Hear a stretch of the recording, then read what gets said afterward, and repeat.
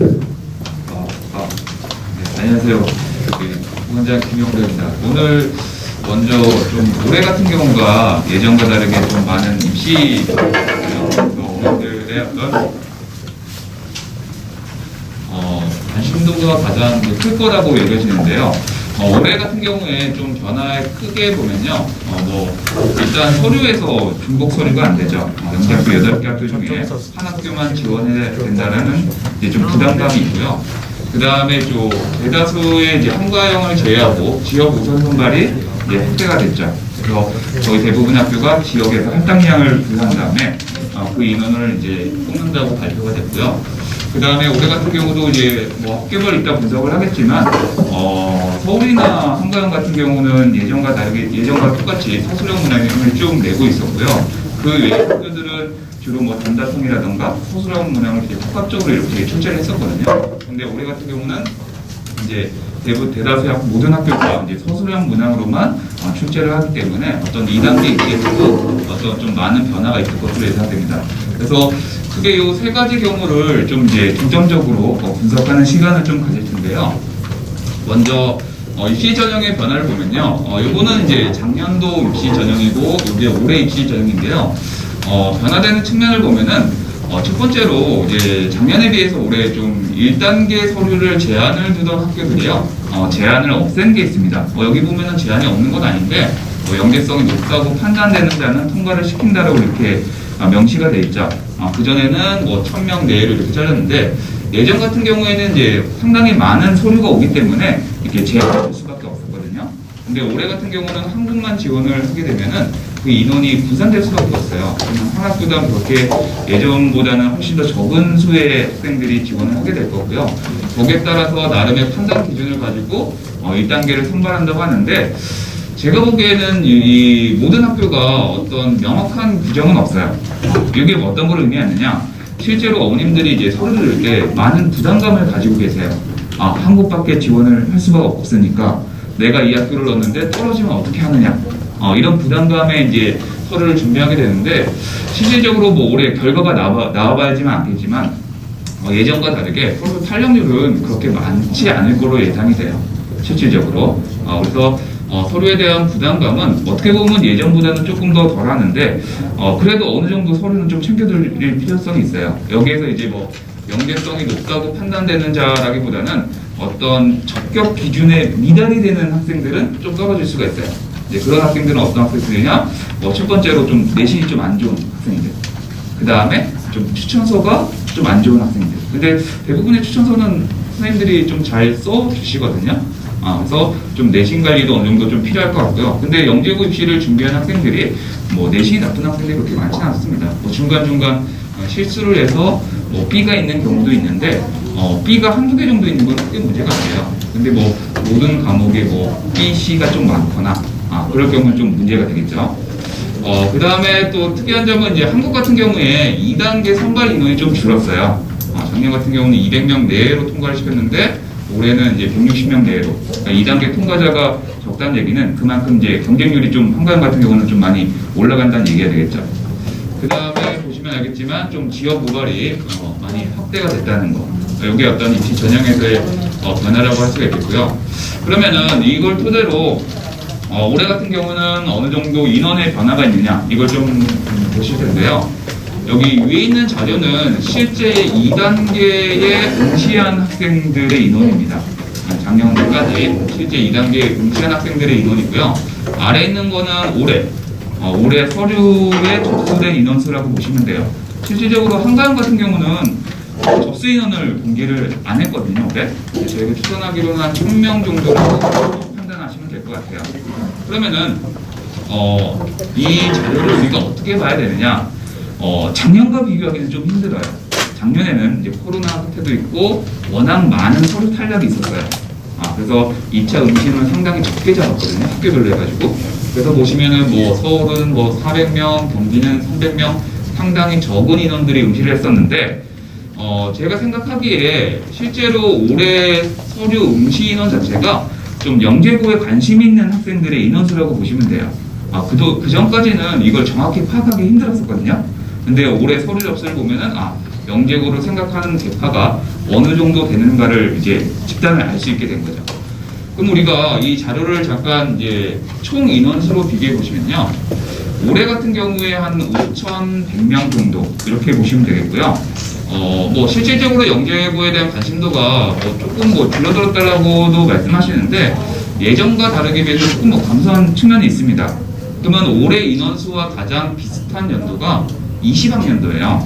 그러면 이 자료를 위에 있는 20학년도에 있는 여기 빨간색 있죠. 빨간색이 20학년도 실제 2단계에 응시한 학생인데 이것과 좀 비교해 볼 필요성이 있어요. 그러면은 서울 같은 경우는 지금 이제 요거는 서류 응시고 여기서 이제 서류 탈락자가 좀 일부 발생하겠죠.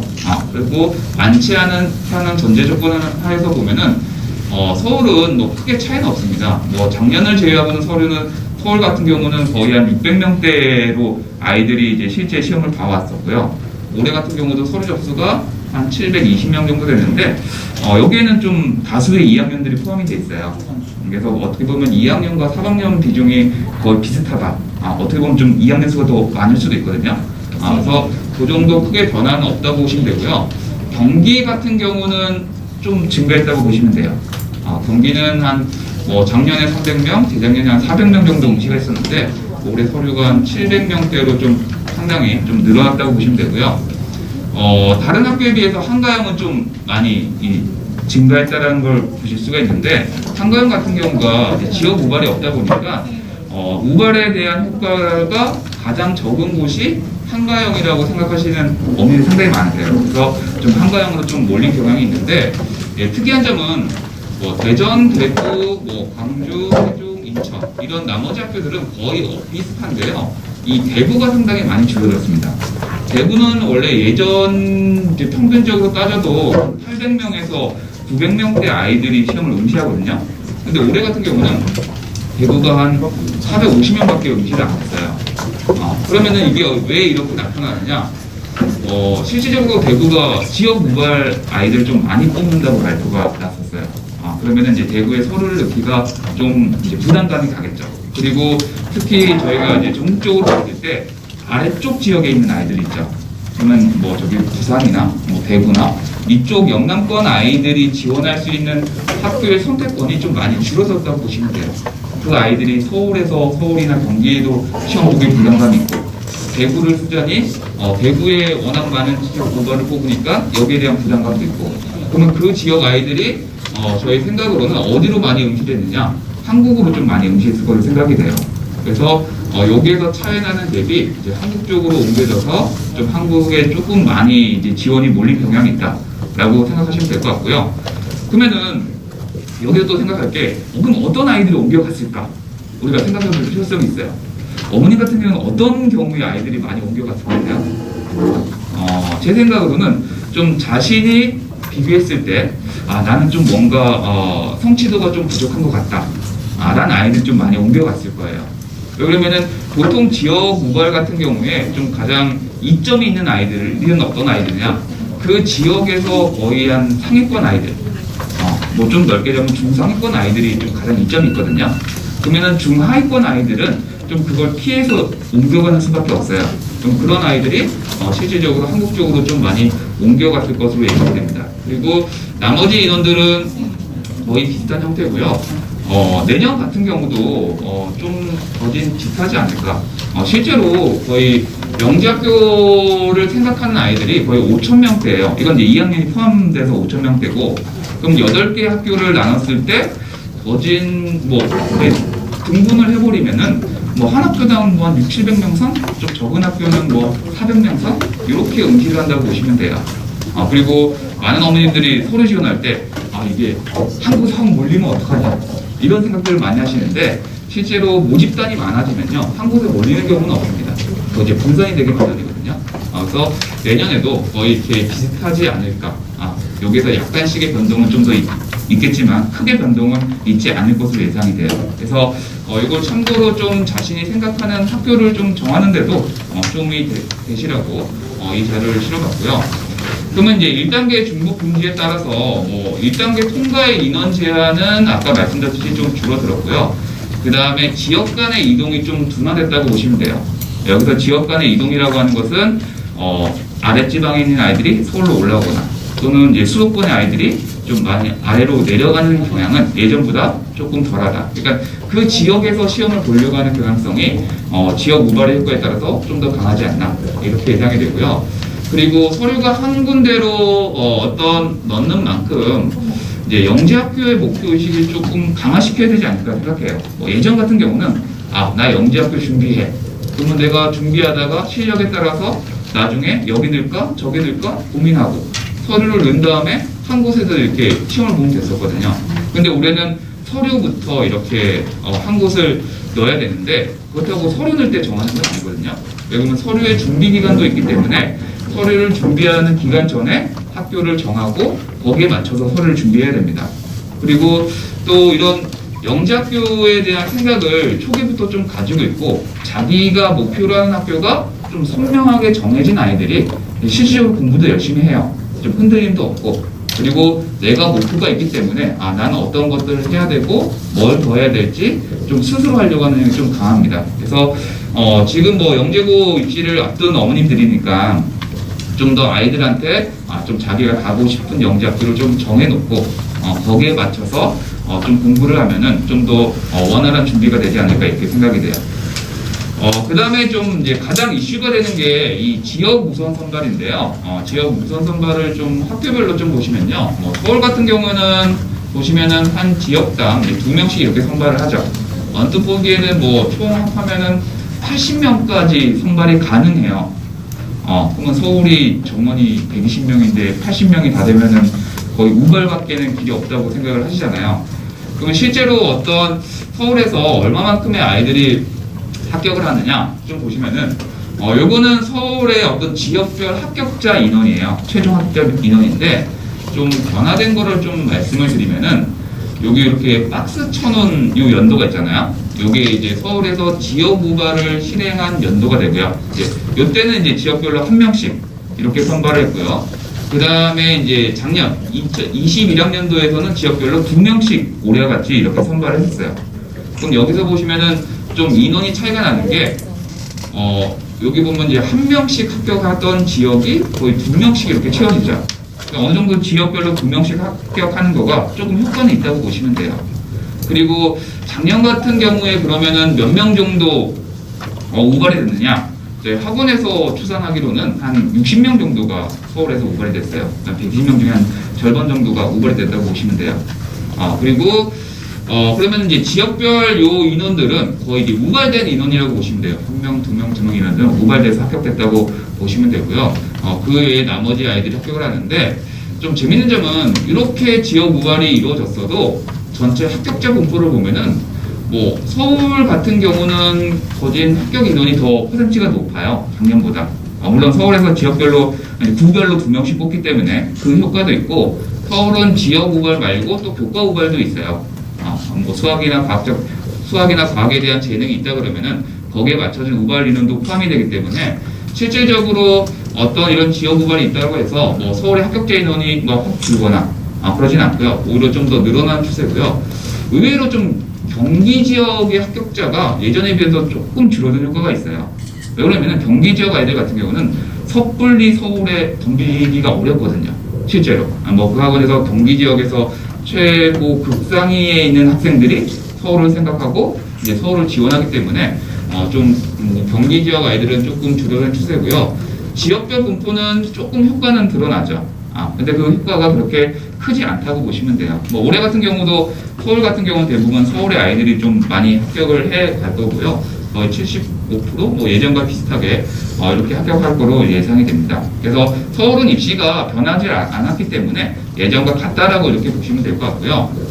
그 다음에 경기 같은 경우가 올해 이제 지역 우발을 하죠. 여기 보시면은 이제 기초자치단체 31명하고 그 다음에 광역자치단체 16명 이렇게 지역 우발하는데 경기 같은 경우에 독특한 점이요. 뭐가 있냐면은 여기 보면은 2단계 전형의 정원의 2배수 이내에서 각 지역의 1위인자를 선발합니다. 이건 다른 지역도 다른 학교도 마찬가지인데요. 어떻게 보시면은 2차 점수를 쭉 펼쳐놓고 거기에서 그 안에 일단 들어야 돼요. 들고 그 안에서 지역별 만약에 3명이 지원했다 그러면은 3명 중에 1명이 지역 우발된다고 보시면 돼요. 그리고 조금 특이한 점은 또 뭐가 있느냐, 이 경기 같은 경우에 2차 통과 인원이 1.5배수예요. 경기가 정원이 120명인데 그럼 우리가 2차를 일반 전형으로 봤을 때 통과하는 인원이 180명이거든요. 근데 지역 우발에 대한 어떤 이 영향력은 2배수까지 감안한다는 얘기예요.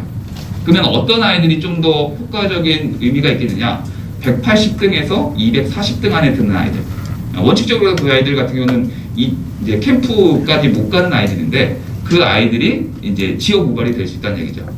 단 그 범위 안에 이제 지역에서 1인 학생이 포함될 경우를 말씀드리는 거예요. 그리고 경기 같은 경우는 이 우발 아이들을 이제 공개를 하지 않습니다. 다른 학교들 같은 경우는 우발 인원들을 따로 모아서 캠프를 하는 경우가 많은데 경기 같은 경우는 그냥 일반 전형 아이들과 동일하게 2단계, 3단계까지 동일하게 진행이 되고요. 누가 우발이 되는지는 알 수가 없어요. 그러니까 뭐 정확한 인원은 알 수가 없는데, 그럼 경기 같은 경우는 몇 명 정도가 될 수 있느냐? 그 합격된 아이들의 분포를 보시면요. 일단 경기도 산하에서 31명이 우발이 된다고 했는데, 실질적으로 경기 지역에서 합격하는 아이들을 보면은 31개 지역이 안 돼요. 보시면은, 여기 보시면 경기도 지역 내에서도 뭐 고양이라던가 성남이라던가 수원, 그 다음에 용인 지역의 아이들이 좀 다수 합격을 보이고요. 나머지 지역에서 조금씩 합격이 됩니다. 그럼 통상적으로 보더라도 어떤 한 해 연도에 합격되는 지역을 보면은 이게 몇 개인지 하나, 둘, 셋, 넷, 다섯, 한 20개가 좀 안 될 거예요. 그러니까 31개 지역에서 선발을 한다고 해서 31명이 다 우발이 되느냐? 그렇지는 않을 거예요. 한 15명 그 내외? 이렇게 보시면 될 것 같고요. 그 다음에 이제 광역단지자체에서 16을 우발하는데, 이 경기 같은 경우에 이게 경기, 서울, 인천, 뭐 대전을 제외하고 나머지 지역에서 합격하는 인원이 상당히 미비합니다. 실제로 보면은. 그러면은 지자체단체에서는 대략 뭐 경기 빼고 서울, 인천, 대전, 그 다음에 나머지 하면은 대략 많아야 한 8명? 이렇게 보시면 돼요. 그러면 이제 경기에서 우발되는 인원이 몇 명으로 추산될 수가 있느냐? 한 25명 안쪽이라고 보시면 돼요. 25명 안쪽. 그러면은 이 25명 안쪽의 아이들이 얼마만큼 효과를 주느냐? 경기는 원래 경기 지역 아이들이 워낙 많이 합격을 합니다. 실질적으로 많이 응시하기도 하고 많이 합격도 하고 그렇기 때문에 거의 지역 우발에 대한 효과가 이제 있지만 그 효과성은 상당히 미비하다라고 보시면 돼요. 그래서 뭐 지역 우발이 있기 때문에 이 학교를 기피해야 된다. 이런 것들은 크게 염두를 안 하셔도 될 것 같습니다. 그 다음에 이제 대전 같은 경우도를 보시면은 대전 지역에서 15명, 나머지 지역에서 뭐 1명씩 이렇게 선명하는데요.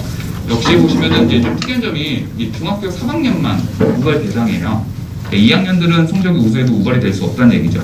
대전 같은 경우는 3학년으로 제한이 뒀고요. 역시 이제 180등 이내. 그러니까 대전 같은 경우도 1.5배수를 뽑아요. 2단계에서. 그러니까 대략 2단계 통과 인원이 한 130명 정도가 되거든요. 근데 이제 180등, 2배수 이내에서 선발을 하고요. 그 다음에 여기 보시면은 이제 대전에 5개의 지자치구가 있는데 여기에서 먼저 2번을 선발하고 이제 거기서 인원이 못 채워져요. 그러면은 그냥 통합해서 선발을 한다는 얘기예요. 이게 무슨 얘기냐? 대전에 15명 있으면은 그냥 대전 아이들 15명 뽑겠다는 얘기거든요. 그냥 구별로 나눠서 이렇게 하는 게 아니라 그냥 15명 뽑겠다. 이렇게 보시면 돼요. 그러면 대전 지역 아이들이 얼마만큼 합격을 하느냐? 연도별로 보시면요. 15명 이상 합격을 합니다. 그러니까 예전에도 그래왔기 때문에 예전과 봤을 때 그럼 15명이면은 대전 많은 게 아니냐? 그건 아닌 거죠. 예전에도 15명 이상이 합격을 했고요. 물론 이제 차이점은 있어요. 어떤 차이점이 있느냐? 아까도 말씀드렸지만 대전 지역에 15명을 뽑으면은 그 지역의 대전 지역의 아이들이요. 대전 지역을 많이 선호를 해요. 쉽게 무슨 얘기냐? 예전 같으면은 대전 지역에 있는 아이가 좀 경기도 갈 실력이 돼요. 물론 이제 서울을 생각한 아이들은 그냥 서울을 씁니다. 근데 실력으로 봤을 때 경기 정도도 가능한 아이야. 그러면은 그 아이가 경기를 와서 보느냐? 그 인원이 줄어든다는 얘기죠. 그냥 대전에서 볼래. 이런 경향성이 상당히 강해요. 뭐 이건 대전뿐만 아니라 다른 학교들도 마찬가지, 다른 지역도 마찬가지. 인천도 그렇고 대구도 그렇고. 그러니까 그 지역에 어떤 중상위권 아이들이 그 지역에 대한 선호도가 좀 강해지는 측면이 있거든요. 그래서 대전 같은 경우도 어떻게 보시면은 이제 대전 우발이 있긴 하지만 그리고 나머지 지역에서도 뭐 골고루 합격되는 것도 아니죠. 그러면은 어떤 이제 대전 같은 경우는 올해 같은 경우에 응시 인원이 한 400명 정도밖에 안 되거든요. 그러면은 응시 인원도 적고 상대적으로 지역 우발되는 효과도 결과적으로 보면 그게 크지 않은 효과가 있어서 좀 어떻게 보면 이제 선택을 잘했다. 이렇게 생각할 수가 있겠는데 근데 어차피 경쟁률이 있는 만큼 실제로 그거를 합격하기가 되게 쉽지는 않아요. 상대적으로 그 실력의 밀집도가 좀 더 강해졌다고 보시면 돼요. 비슷비슷한 아이들. 그러니까 수도권에서의 보통 대전 같은 경우는 보통 중위권 아이들이 많이 선택을 해요. 그러니까 그 수도권에서의 중위권 아이들과 그 지방에서의 중상위권 아이들의 경쟁이라고 보시면 돼요. 그렇기 때문에 좀 밀집도가 강해져서 거기에 따른 좀 상당한 자기의 어떤 부족한 점을 많이 채우는 것도 상당히 중요할 것으로 생각이 되고요. 그 밖에 나머지 학교들도 좀 비슷한데요. 좀 간단하게 보시면은 세종도 역시 제한을 하반년만 대상으로 두고 있고요. 세종 같은 경우는 이제 2명씩 이렇게 뽑죠. 그리고 뭐 1, 2단계를 해서 최종적으로 선발을 하고요. 인천 같은 경우는 조금 많이 뽑습니다. 인천이 예전에 한 10명 정도 이렇게 자기 지역에서 10명 정도 우발을 뽑았었는데 올해 같은 경우는 20명이고요. 그 다음에 인천 같은 경우가 구에 대한 제한이 없어요. 그러니까 인천 지역 아이들 20명 뽑겠다 이 얘기죠. 그리고 여기서 2단계 통과자 중 우선 선발을 하고요. 그래서 인천은 이 20명이 상당히 큰 인원이에요. 그래서 인천에 사는 아이들은 거의 인천 지역 쓴다고 보시면 돼요. 인천 지역의 아이들은 이 우발을 놀기도 하고 그 다음에 또 인천 지역이 좀 선택지가 좀 많거든요. 거기에는 영재학교도 있고 떨어지면 과고도 이제 2개씩이나 있으니까 그래서 인천 지역은 크게 좀 많은 아이들이 이동을 안 한다고 이렇게 생각하시면 될 것 같습니다. 그리고 대구 같은 경우도 보시면은 4학년을 대상으로 하고 있고요. 어떻게 보시면 지금 여기 어머님들이 2학년 이제 부모님들이잖아요. 좀 서운해하실 수 있겠지만 실질적으로 영재학교가 3학년들을 좀 많이 선호합니다. 그리고 3학년이 대상이고요. 이 대구 지역의 24명의 우발이라고 하는 게 좀 많이 영향을 준 것 같아요. 아까 처음에 제가 말씀드렸듯이 상당히 큰 좀 영향이 있고요. 그 다음에 이제 여기 보시면은 이배수 대중 지역별로 높은 총점 순으로 해서 그 지역에 해당하는 할당량을 뽑는다고 보시면 돼요. 그러면은 이 지역들이 뭐 광주는 전국 선발이 45명이기 때문에 이렇게 한 명씩 뽑고요. 그럼 이 효과가 얼마나 클 것인가를 좀 종합적으로 보시면요. 이 자료는 20학년도 어떤 지역별 합격자 명단이에요. 그러면 그 지역에 대한 인원만 보시면은 뭐 서울, 경기 지역 인재에 훨씬 더 넘는 아이들이 합격을 하고 있는 지역이고요. 그럼 문제가 되는 학교가 어디냐면은 아까 말씀드린 대구 지역. 대구 지역은 지역 인재가 24명인데 뭐 보통 한 10몇 명 내로 이렇게 합격을 하고요. 그 다음에 인천 같은 경우는 지역 우발을 20명 뽑는데 그 지역에서 통상 한 10명 내로 이렇게 합격을 합니다. 그러면은 대구나 인천 같은 경우에는 그 지역에서 선발하는 그 인원에 대한 효과가 좀 드러날 것으로 보이고요. 그리고 그 아까 말씀드린 그 지역의 아이들이 좀 그 지역을 선호하는 대구나 인천 같은 경우는 선호도가 좀 클 것으로 예상이 됩니다. 그 외에 나머지 학교들 같은 경우는 그 지역 우발에 대한 의미가 크게 중요하진 않다라고 보시면 돼요. 저희 입장에서는. 자, 그래서 뭐 전체 보시면은 좀 이제 광역 지자체의 어떤 우발, 뭐 지자체별로 16명 이렇게 합격하는 우발 인원은 크게 영향이 미비할 것으로 생각되고요. 그 다음에 이제 지역 우발 같은 경우가 입찰을 줄 세워서 대부분 합격을 시키거든요. 그래서 어떤 2단계의 중요성이 좀 더 증가됐다라고 보시면 돼요. 그리고 대부분의 학교들이 이 우발 인원을 2배수 내에서 뽑습니다. 근데 대부분의 좀 뭐 경기라던가 대전이라던가 이런 학교들은 일반 전형의 2단계를 1.5배수로 잡아요. 거기에 따른 차이도 있기 때문에 좀 더 2단계의 중요성은 좀 더 증가되지 않을까. 앞으로 입시가 이렇게 생각이 되고요. 그 다음에 이제 2단계가 문제예요. 2단계가 올해 같은 경우에 이제 서술형 문항으로 이렇게 출제를 한다고 학교에서 이렇게 하고 있고 대부분의 학교들이 공지를 했고요. 그러니까 문항 자체가 단답형이 아닌 서술형 문항으로 이렇게 나오게 될 텐데요. 그러면은 여기 서울이 있는데요. 뭐 서울하고 한가영은 원래 서술형으로 출제가 됐었어요. 그러니까 올해 같은 경우도 뭐 문제의 유형이나 이런 것들이 바뀌지 않는다라고 보시면 돼요. 그리고 서울 같은 경우는 아예 비교를 해서 전형 안에 맞게끔 우리는 하고 있다. 그러니까 우리는 원래 하던 대로 하겠다라고 발표가 돼 있고요. 이 영재학교 전형안이 어떤 전형안이 있냐면은 수학과 문항수에서요. 수학은 10문항 이내, 과학은 25문항 이내에서 출제를 하라고 권고사항이 있었거든요. 그리고 그 문항들은 서술형 문항으로 출제를 하라. 이렇게 권고사항이 있었는데 서울 같은 경우가 거의 전형안을 그렇게 하고 있기 때문에 그렇게 유지를 시켜서 똑같이 이렇게 한다라고 발표를 해서 서울 같은 경우는 크게 변동이 없을 것 같고요. 참고로 여기 있는 이 문항수는 꼬리 문항수입니다. 대문항수가 아니고요. 보통 대문항 한 문항에 꼬리 문항이 3개 있거든요. 그러면은 과학 같은 경우가 25문항이면은 꼬리 문항 한 문항 하면은 큰 대문항수로는 거의 한 8문항 되겠죠. 그러니까 뭐 나머지 학교들도 거의 비슷할 것 같아요. 8문항 정도 과학이 출제가 되고 수학 같은 경우는 이제 꼬리 문항으로 낼 수도 있고 통문항으로 낼 수도 있는데 보통 꼬리 문항 감안하면은 뭐 한 뭐 4-5문제 이렇게 생각하시면 될 것 같습니다. 그럼 이제 문제가 되는 건 뭐냐? 서울과 한국을 제외한 나머지 학교들이 문제가 돼요. 그 학교들은 여지껏 어떻게 문제가 출제가 됐으면은 거의 단답형이나 또는 단답형과 서술형을 섞어서 이렇게 출제를 했었어요. 그럼 이 학교들은 이제 단답형을 제외하고 이 문항을 서술형으로 출제를 해야 돼요.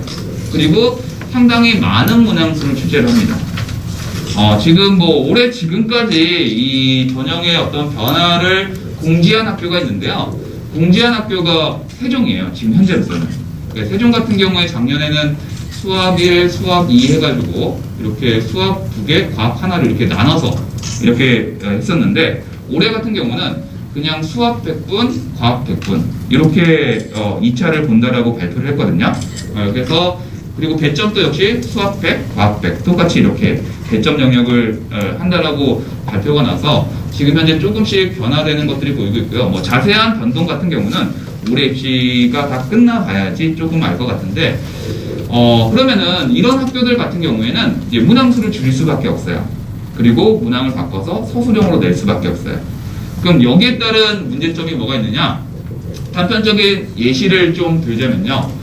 요거는 작년 서울의 2교시, 3교시 뭐 꼬리 문항까지 해서 꼬리 문항의 배점, 문항수라고 보시면 돼요. 그리고 요거는 작년 대전의 수학과 꼬리 문항별 배점입니다. 일단은 눈에 보이기에 어떤 차이가 느껴지세요? 이런 학교들은 문항수를 적게 내겠구나. 일단 여기 눈에 들어오죠, 그렇죠? 워낙 많은 문항수가 출제가 됐었으니까 좀 더 줄이겠구나. 그리고 또 하나의 차이점은 뭐냐면요, 배점이 달라집니다. 이게 문항수를 줄인다고 배점을 줄이지는 않거든요. 뭐 예전에도 똑같이 수학과 100백이었으면은 문항수를 줄여서 서술형으로 낸다 해도 100백으로 내요.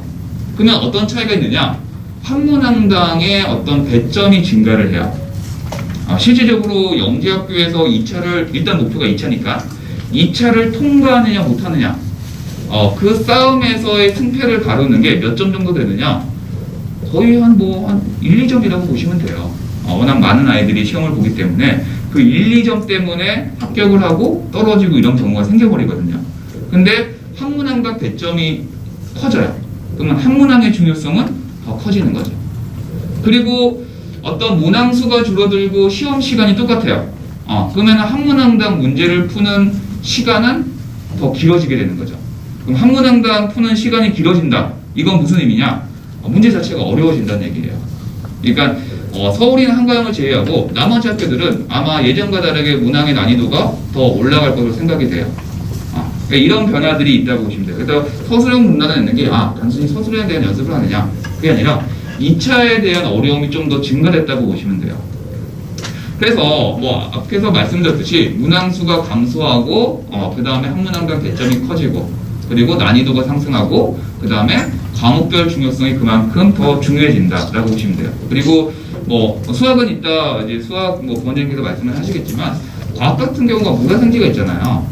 그러면 통상적으로 계산하면은 과학 대문항까지만 8문제가 나올 거예요. 그럼 물화생지가 있어요. 그럼 통상적으로 대부분 둘 이렇게 난다고 보시면 돼요. 근데 지금 이제 여기 계신 어머님들이나 자녀분들은 현재까지 생물과 지구과학에 대한 존재를 모르고 있어요. 그렇지 않나요?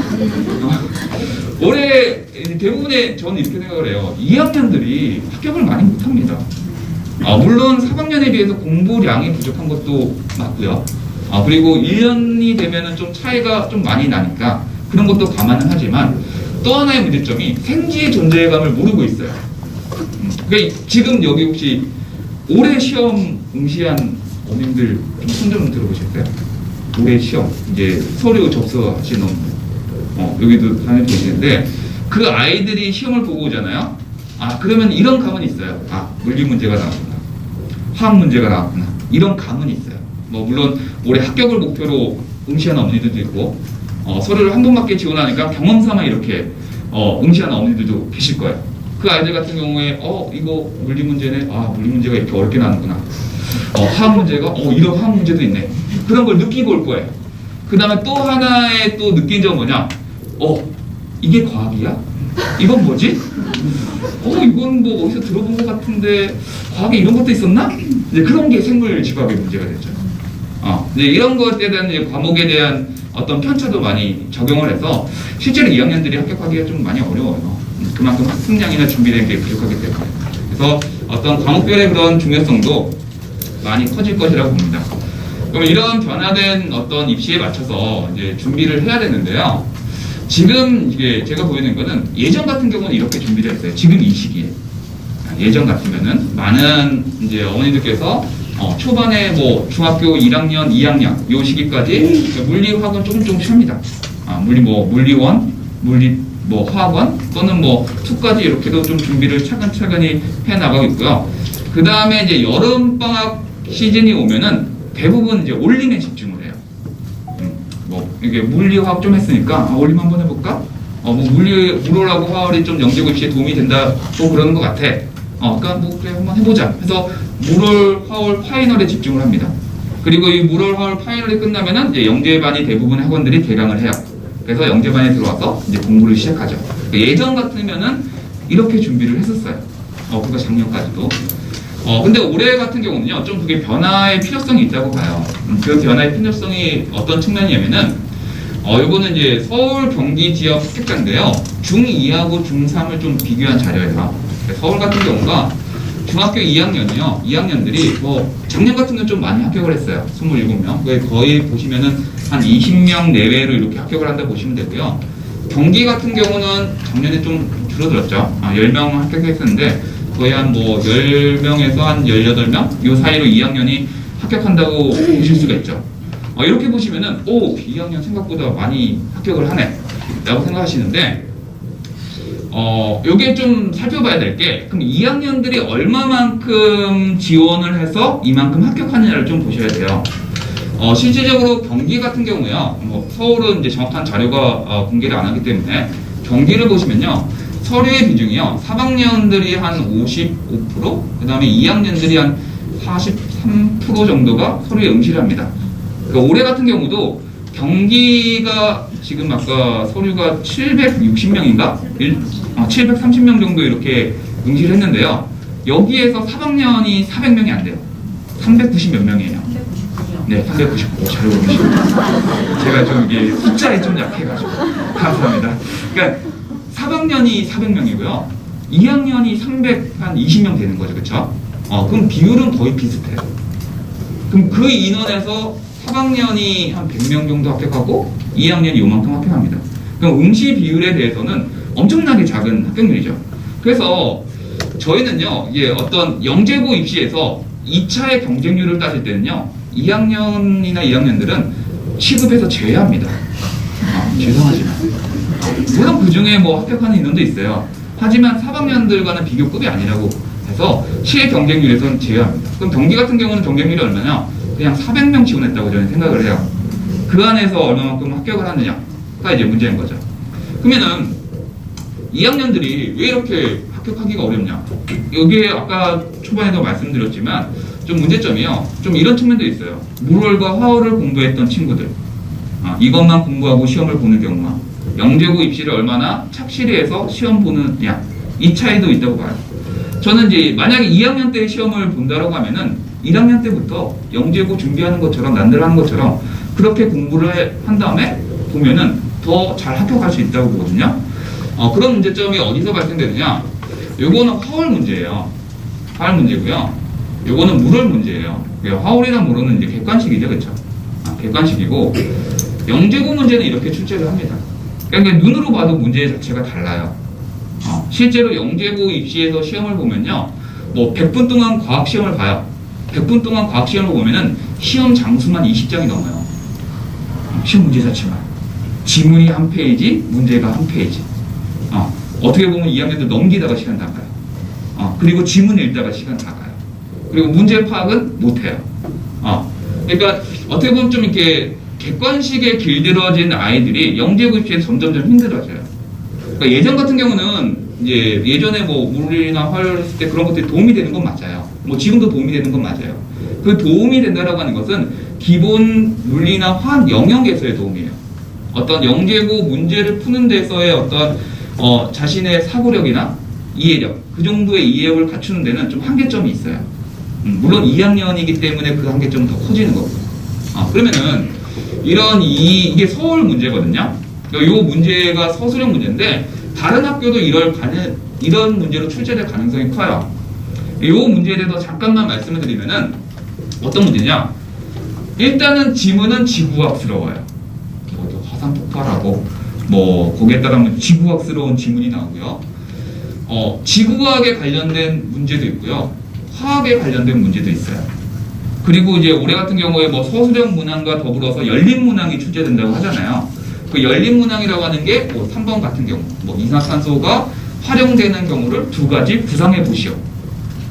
이런 것들은 좀 이제 답안의 형태가 여러 가지가 있겠죠. 그렇다고 해서 아무거나 막 쓰면 되느냐? 그렇진 않아요. 그게 정확한 자기의 어떤 과학적인 근거와 논리에 맞게끔 써야 돼요. 그러니까 서술형 문제를 아이들이 이렇게 풀면요, 어떤 문제점이 있느냐? 시험 보면요, 아이들은 좋아해요. 네, 다 쓰고 나오니까. 자기는 뭐라도 쓰고 나오기 때문에, 그리고 자기가 맞았다는 자신감에 차 있어요. 실제로 저희가 이제 방학 때 뭐 서술형 특강이나 이런 것들을 해서 답안지 첨삭을 해보면요, 채점을 할 수가 없는 아이들이 너무나 많아요. 글은 한 반 페이지 정도 써요. 근데 그 논리적, 그 안에 오개념이 너무나 많아요. 잘못된 개념들. 근본적으로 잘못된 개념도 있고요. 잘못 적용시킨 것도 있고. 근데 문제는 뭐냐? 어찌됐든 영재고 문제는요, 답이 있어요. 답이 없는 문항은 없거든요. 근데 가만히 생각해 보면은 그 문제의 도출 과정이 잘못됐으면요, 답이 틀릴 수밖에 없어요. 과정이 잘못됐는데 답이 맞을 수 있다? 그런 경우는 없어요. 찍어서 맞은 거죠. 그리고 과정은 맞는데 답이 틀린다? 그런 경우도 그렇게 힘들어요. 정확히 과정을 생각대로 논리 정연하게 쓰면서 답을 도출하면 그 답도 맞게 돼 있거든요. 그러니까 빵점이 많을 수밖에 없는 거예요. 근데 아이들은 이런 기대를 하죠. 부분 점수를 조금 주겠지? 난 여기까진 맞았어. 요거에 대한 점수는 있을 거야. 이런 기대감이 있죠. 그런 부분 점수가 있는지 없는지 몰라요. 하지만 저 같으면 그냥 빵점 처리합니다. 그래서 어떤 이런 2차의 난이도가 좀 증가가 돼서요. 그러면 이런 것들의 문항에 대해서는요, 어떤 것들이 중요하느냐? 가장 중요한 게 기본기예요. 기본기가 너무나 중요합니다. 실제로 뭐 물울이나 화울에 있어도 실제로 물울, 화울 같은 경우가 좀 문제에 대한 스킬을 좀 많이 연습하는 경향성이 있어요. 대부분의 학원들이 좀 스킬적으로 문제를 풀게끔. 근데 영재고 문제는요, 그런 스킬적으로 문제를 풀면요, 그런 연습을 하면은 오히려 영재고 반에 들어와서 공부하기가 더 힘듭니다. 왜냐면 자기는 거기에 익숙해졌으니까. 그 스킬에 해당하는 것들이 뭐를 의미하는지를 몰라요. 그걸 모르면은 다른 상황에 적용시킬 수가 없어요. 그래서 상당히 어려워하는 경우가 많아요. 자기가 뭐 물을 화울에서 작년은 그냥 어차피 이제 참가상이니까 작년 빼고요. 은상 정도 했으면 좀 나름 공부를 좀 했다고 볼 수도 있잖아요. 그런 아이들이 영재반 들어와서 물이나 화학을 힘들어하는 경우가 상당히 꽤 있어요. 너무 스킬적으로 공부했기 때문에 그래요. 그래서 그런 점을 분리해서 원리에 대한 이해, 어떤 영재고 입시의 문항에 맞게끔 그런 이해를 하고 적용하고 활용하는, 이게 단기간에 되진 않거든요. 그러니까 이 개념을 잡는데, 과목별로 개념을 잡는데 상당히 오랜 시간이 걸립니다. 실제로 몇 달이 걸려요. 그리고 이걸 서서히 난이도를 올리고 활용하는 그런 단계를 거쳐야 되지 않을까, 이렇게 생각이 됩니다. 그래서 앞으로 입시 자체가요, 좀 영재고에 초점을 맞춰서 진행해야 되지 않을까, 이렇게 생각이 돼요. 그리고 많은 어머니들이 좀 물월, 화월을 보는 거에 대한 어떤 고민들도 좀 많이 하세요. 이게 무슨 의미가 있었나? 뭐, 상 받으면 절대적으로 합격하는 것도 아니고. 그리고, 물론 저는 이게 올림에 집중을 하는 아이들 같은 경우는 집중을 해도 된다고 봐요. 자기가 금상이나 은상 정도 탈 수 있는 실력이 된다라고 하면은. 그게 아니면은 차라리 그냥 어차피 입시의 목적은 물월 화월이 아니라 영재고에 합격하는 게 일단 목표이기 때문에 거기에 맞춰서도 남들보다 발빠르게 준비를 해나가는 게 좀 더 올바른 선택이 되지 않을까, 이렇게 생각을 하고 있고요. 그리고 올해 같은 경우도 이게 매년 한 여름방학 때 이런 설명을 하거든요. 작년보다 참가율이 상당히 높아요. 어머니 더 많이 모였어요. 작년에는 한 이거 절반 정도 이렇게 모였었는데 올해 같은 경우에 상당히 많은 어머니들이 관심을 갖고 계신 것 같아요. 그래서 좀 더 남들보다 좀 더 빠르게 좀 준비를 해야 될 필요성도 있을 것 같다라고 말씀을 드리고요. 그래서 저희가 이제 다원교육에서는 이제 주중 영재반이 있고요, 주말 영재반을 이제 개설을 해서 진행을 해요. 그래서 일단 방학 기간 동안에는 방학은 월수반 또는 화목반 이렇게 개설이 되고요. 수학도 월수반, 월금반, 화일반 이렇게 있는데 요 수요일이나 목요일은 좀 영재 심화, 선행 심화라고 보시면 돼요. 그래서 영재고와 관련된 거는 이렇게 이틀로 하셔도 되고요. 수학 더불어서 조금 선행도 진행하고 싶다 그러면은 수학 3일반으로 이렇게 진행하셔도 될 것 같고요. 그 다음에 이제 여기 보시면은 이제 일반적인 건 이제 6시부터 시작하는데 방학 기간에는 이제 1시부터 5시까지 추가적으로 좀 더 듣는다고 보시면 돼요. 생지에 대한 문맹을 탈출하기 위해서 방학 동안에 좀 더 좀 아이들의 기본을 조금 키워야 되거든요. 제가 실질적으로 지구학을 맡고 있어요. 그래서 지구학을 강조하는 게 아니라 실제로 이게 뭐 생물에 항상 듣는 얘기가 생지는 늦게 하면 돼. 늦게 하면 되는 애들은요 따로 있어요. 솔직히 말씀드리면 늦게 해도 되는 애들이 있어요. 근데 그런 애들은 따로 있어요. 흔히 말해서 진짜 극상위권 아이들, 걔들은 단기간에 해도 돼요. 근데 대부분의 아이들, 영재고 입시를 준비하는 한 80%의 아이들은요 늦게 하면요 점점점 후회감이 커져요. 그리고 이제 방학 기간 동안에는 생기는 이제 기본기를 조금 한 바퀴 돌고 이렇게 간다고 보시면 돼요. 방학 동안에 이제 끝나는 커리로 해서 좀 전반적인 지구학이나 생물에 어떤 것들이 있는지를 좀 한번 가다듬는 시간으로서 이게 방학 기간에만 이렇게 되고요. 그 다음에 이제 이 이틀반 자체가 이제 방학 기간이 끝나면 이제 3일반으로 변경이 돼서 진행할 예정입니다. 그리고 주중에 시간이 안 되시는 분들을 위해서 저희가 또 주말반도 하거든요. 워낙 요즘에 아이들이 하는 것들이 많기 때문에. 그래서 주말에도 이제 물화생기, 그 다음에 수학을 할 수 있게끔 이렇게 시간이 주어져 있고요.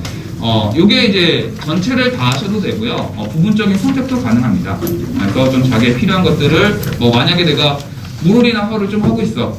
근데 좀 생지도 조금 해야 될 것 같아. 그러면은 좀 주말반 요거를 활용해서 진행하시면은 될 것 같습니다. 그래서 올해 같은 경우에 예전 같은 경우에는 이 영재반을 그냥 영재고 준비반 이렇게 하지만 올해 같은 경우는 실질적인 그냥 대개강이라고 보시면 돼요. 거기에 맞춰서 실전처럼 이렇게 진행을 할 예정이고요. 그 다음에 이제 영재 대비 특강이 있는데 요거는 이제 올해 영재고 시험을 보는 2학년들을 대상으로 7월 첫 주에 어떤 영재고 문제가 어떻게 나는지, 서술형 문항은 어떻게 써야 되는지, 실제 기출문제를 활용해서 하는 특강으로 이렇게 개설을 했고요. 그러니까 어느 정도 시험을 보는데 그냥 참가의 의의를 둘 수는 없잖아요. 영재고 문제가 이렇게 나는구나, 이렇게 답을 쓰고 이렇게 풀어야 되는구나를 좀 간접적으로 경험해 볼 수 있는 수업으로서 이렇게 저희가 준비를 했고요. 혹시 올해 시험을 안 보더라도 이런 학생들이 들어도 돼요. 다원교육에서 선생님들이 어떻게 수업하실까? 어떤 선생님들일까? 한번 미리 경험해보고 싶다. 그런 학생들도 들어도 됩니다. 이게 실질적으로 영재고 입시를 준비하시는 선생님들이 수업을 하는 거기 때문에 다음 교육에서 수업이 어떤 형태로 진행되는지, 어떤 선생님이 궁금하시다 그러면은 다 할 필요는 없고요. 자기가 좀 관심 있는 과목을 이렇게 해서 들어도 되실 것 같습니다.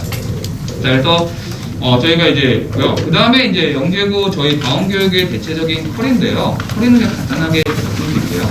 일단 기본적인 교재는 과목별로 다 준비가 되어 있고요. 이게 분기별로 교재가 따로 나갑니다. 그 다음에 저희가 이제 어떤 뭐 자습이라던가 아이들이 스스로 테스트도 보고요. 그 다음에 자습 시간에 스스로 정리하고 공부할 수 있는, 이건 이제 실제 아이가 필기를 한 거예요. 스스로. 네, 정리할 수 있게끔 이런 시간을 이제 주어져 있고요. 그 다음에 저희가 이제 시기별로 자료가 나가요. 자기주도학습 자료, 그 다음에 여기 보면은 이제 학업 역량 평가 모음지, 그 다음에 뭐 자기주도학습 자료, 그 다음에 융합 자료들이 이제 시기별로 나가고 있고요. 그 다음에 평가는 학업 역량 평가는 일일 테스트라고 보시면 돼요. 일일 테스트, 그 다음에 뭐 월말 평가, 모의고사 형태로 이렇게 진행이 되고 있고요. 그 다음에 이제 학업 역량 평가가 저희가 좀 다른 학원하고 다르게 진행이 됩니다. 매일매일 물화생지 5문제씩 이렇게 풀어요. 물화생지 5문제씩. 이건 이제 난이도가 그렇게 어렵지 않은 모양으로 그 수업 시간에 배운 내용들, 그 주에 배운 내용들도 물화생지 5문항씩 테스트를 보고요. 거기에 맞춰서 성적표가 발송이 됩니다. 그럼 아이들의 성취도가 어떤 과목이 좀 낮고 부족하고 그런 것들을 알 수가 있고요.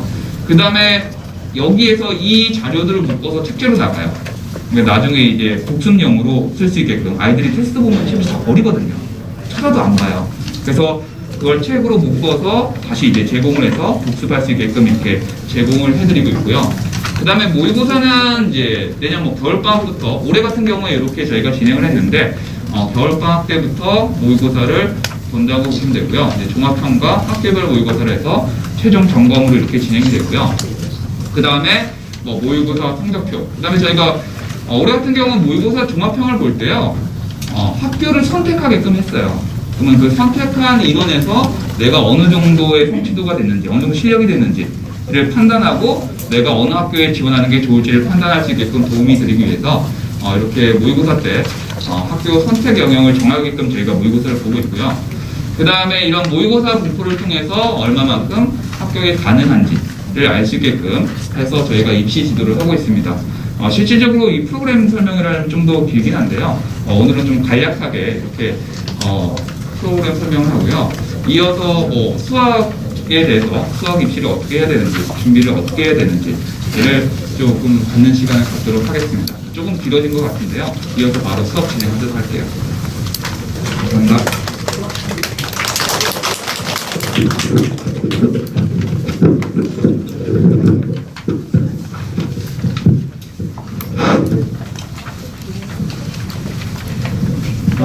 어제 제가 수업을 하면서 아이들이 선생님 명언을 하나 하셨네요. 뭐냐 그랬더니 잠깐 쉬었다 하자. 그러니까 보통 이제 첫째, 제가 이제 둘째입니다. 셋째하고 넷째가 뒤에서 아주 잘 설명을 해드릴 것 같아서 저는 좀 약간 쉬어가는 느낌으로 좀 가보겠습니다. 안녕하세요. 저는 다원교육연계관 최선호입니다. 성공하는 합격 전략인데요. 말은 되게 거창할 수 있는데 그냥 좀 편하게 들으시면 될 것 같습니다. 우선 앞에서 이제 외적인 변화들을 좀 잘 봤고요. 그러니까 판이 어떻게 세팅되는지는 이제 어머님들이 잘 아실 거예요. 지금 이제 하나 딱 나온 건데 우리 애만 이제 잘하면 돼요. 사실. 근데 그게 이제 가장 어머님들이 힘들어하시는 부분이 될 수 있는데 그게 힘든 이유 중에 몇 가지가 있을 수 있을 것 같은데 그걸 좀 짚어보고 싶어요.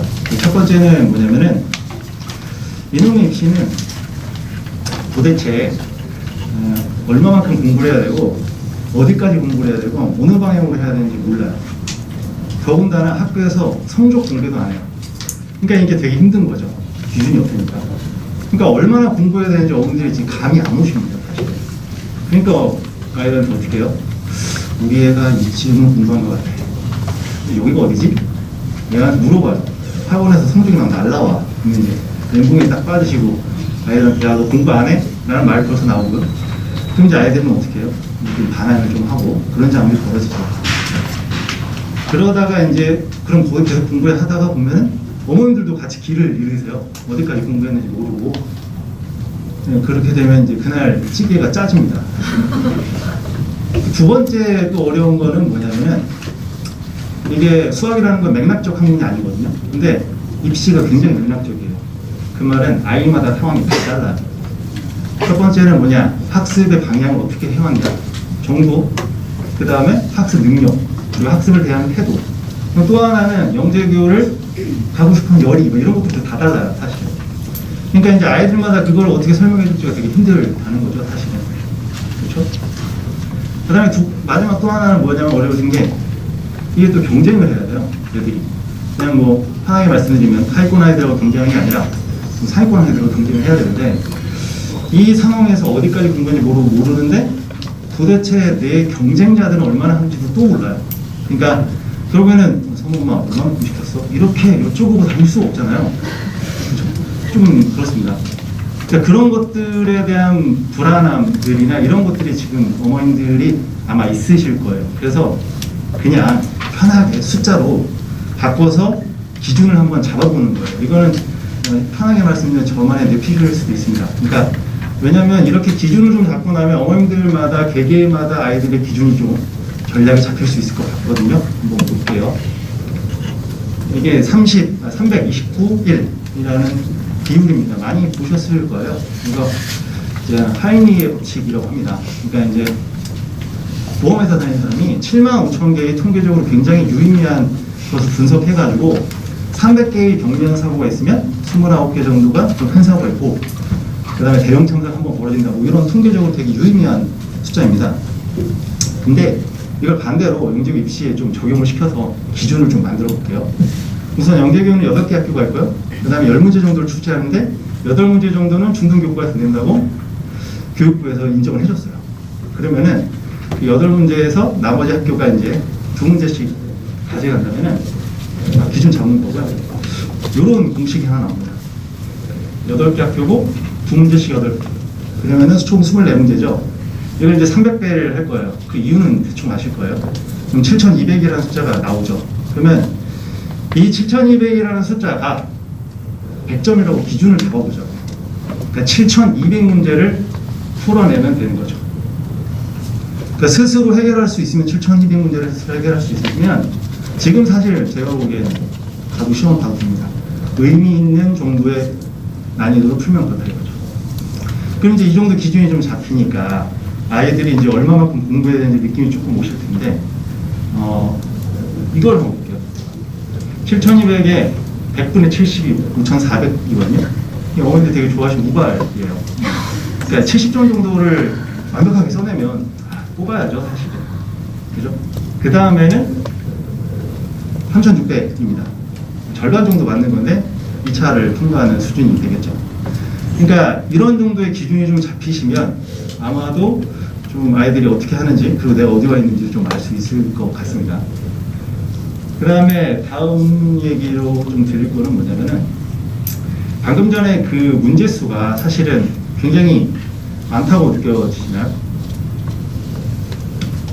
그만큼 공부를 안 해보셔고. 네.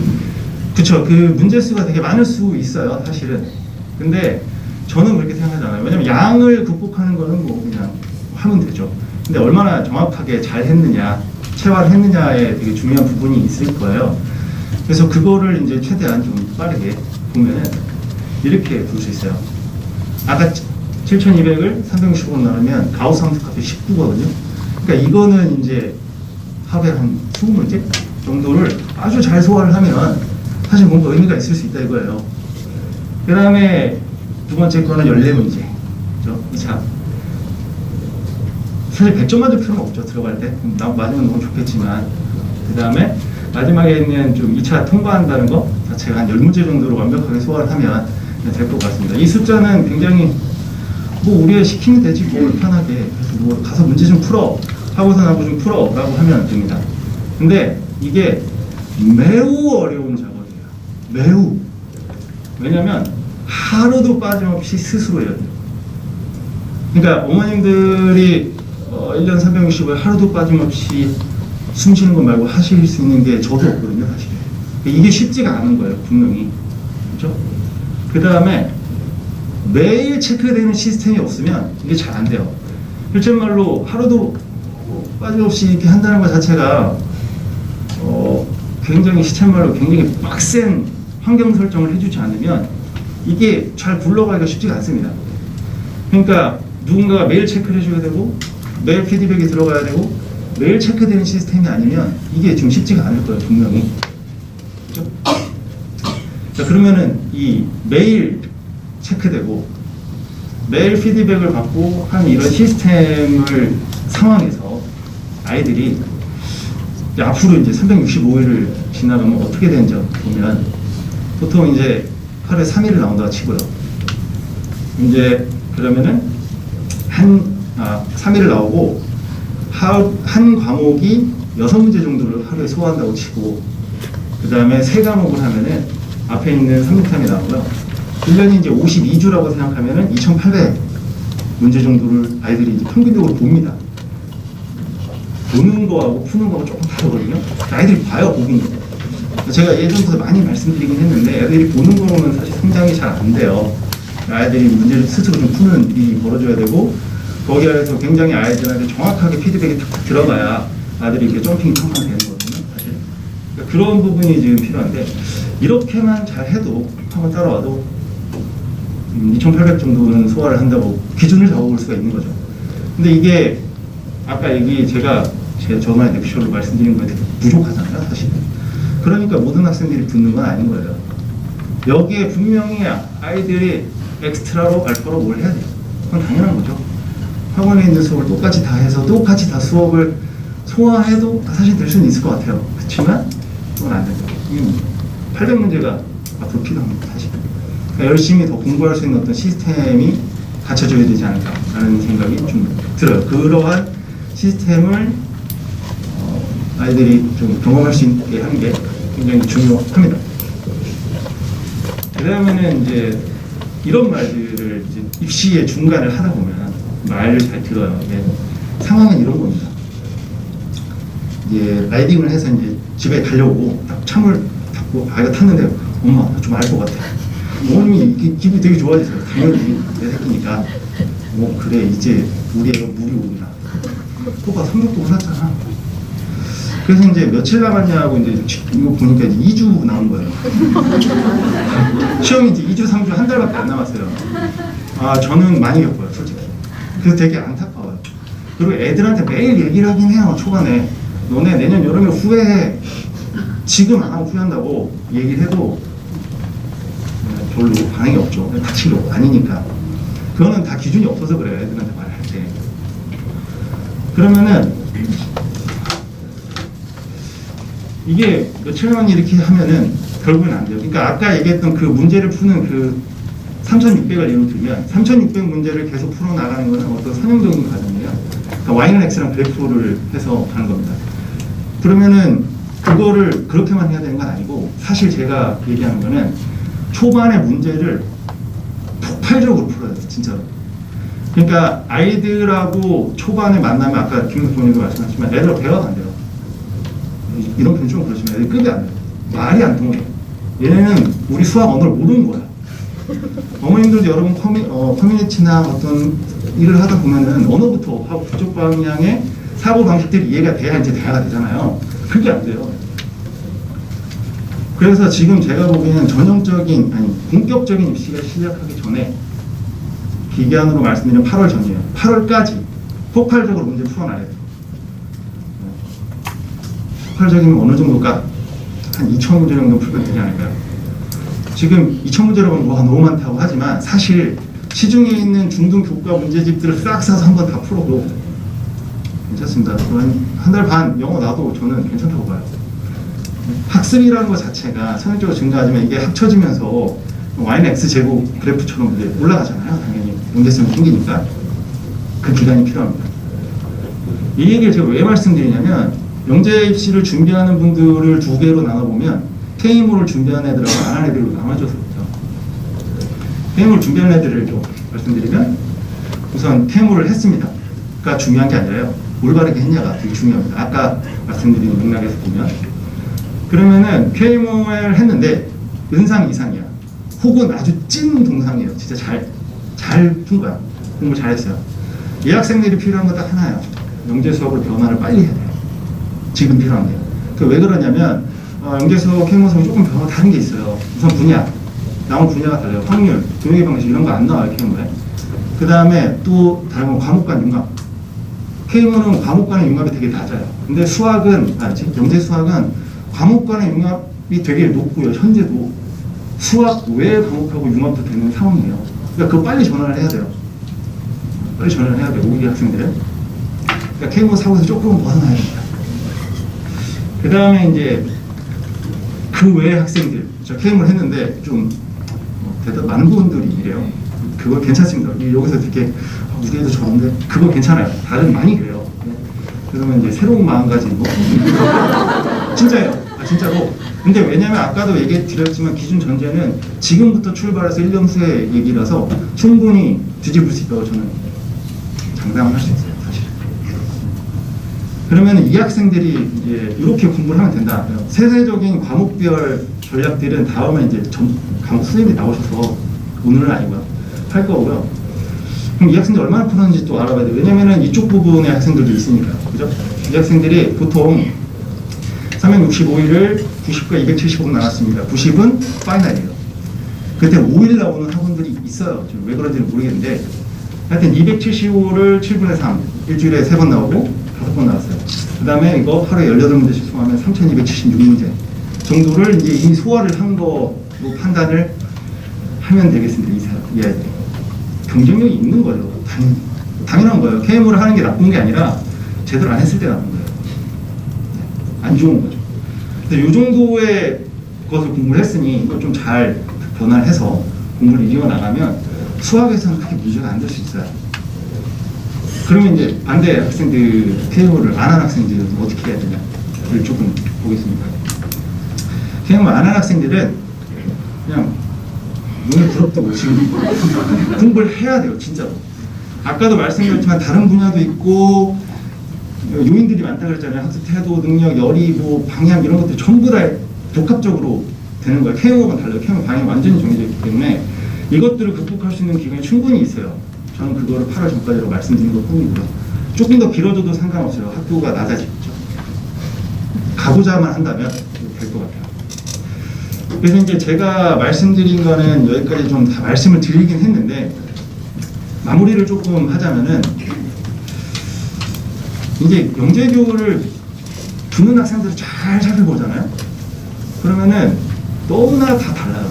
어떤 학생들은 굉장히 정리를 잘하고 어떤 학생에게 끈기가 있고 어떤 학생 머리가 좋아요. 얘는 이렇게 나태한데 된단 말이에요. 머리 너무 좋아. 이거 어쩔 수 없어요. 뭐 안드로메다에 있는 학생이라서 그냥 너는 선수구나 문제나 풀어라 하면 그냥 계속 풀어야겠네. 그런데 그 학생들이 그런 특별한 아직 그런 포인트, 싱글러 포인트라고 하잖아요. 아예 그냥 논외로 치고 보통 이제 붙는 학생들을 잘 봤을 때 필요한 덕목이 있어요. 그게 전제가 안 되면 사실 앞에 있는 게 다 필요가 없을 수도 있고 영재 입시 자체가 그렇고 공부도 그럴 거예요. 너무나 쉬운 단어인데 첫 번째 포기를 해요. 두 가지면 첫 번째 어머님들이 아이들의 성적을 포기하셔야 돼요. 그 말은 아이들을 좀 놔둬야 돼요. 아이들이 열의가 있다면 집에 공부합니다. 퇴근하고 싶은데 2시, 3시까지 자꾸 물어본다니까요. 공부해요. 두 번째 포기는 뭐냐? 애들이 포기를 해야 돼요. 입시를 포기하는 건 아니고요. 핸드폰, 게임, TV 그냥 칼같이 포기해야 돼요. 아까 얘기했듯이 그 정도 문제를 하루에 꼬박꼬박 하려면 굉장히 극단적인 환경 설정이 필요한데 핸드폰 끊어도 돼요. 라고 정도까지 해야 되는데 그냥 끊으시면 아마 아이들이 이제 인연을 끊으려고 그럴 수 있습니다. 아이들하고 잘 얘기를 해야 돼요, 사실. 본인이 움직이기 시작하면 이거는 그냥 굴러가는 게임이라고 생각해요. 왜? 되게 어려우니까. 하루하루 하는 게 어려우니까 그래요. 그걸 겪어내면 굉장히 경쟁력이 있을 거예요. 대부분 애들이, 붙은 애들도 사실 그런 애 안 그런 애들이 있어요. 그러니까 그런 게 있는 거죠. 두 번째는 꾸준해야 돼요. 공부를 진짜 꾸준히 안 하는 학생들은 잘 안 돼요. 파이널 되면 저희가 문제를 아주 폭발적으로 줄 수 있습니다. 진짜 원하는 만큼 다 가져가요. 그래서 이제 이번 주 해가지고 제가 300문제를 보고 올게요. 보고 옵니다. 보고 온 거죠. 그냥 보고 온 거예요. 그게 꾸준하게 안 해서 그래요. 마음이 급하니까. 이걸로라도 봐야지 내가 심리적 안정감이 생겨요. 문제라도 많이 풀었으니까.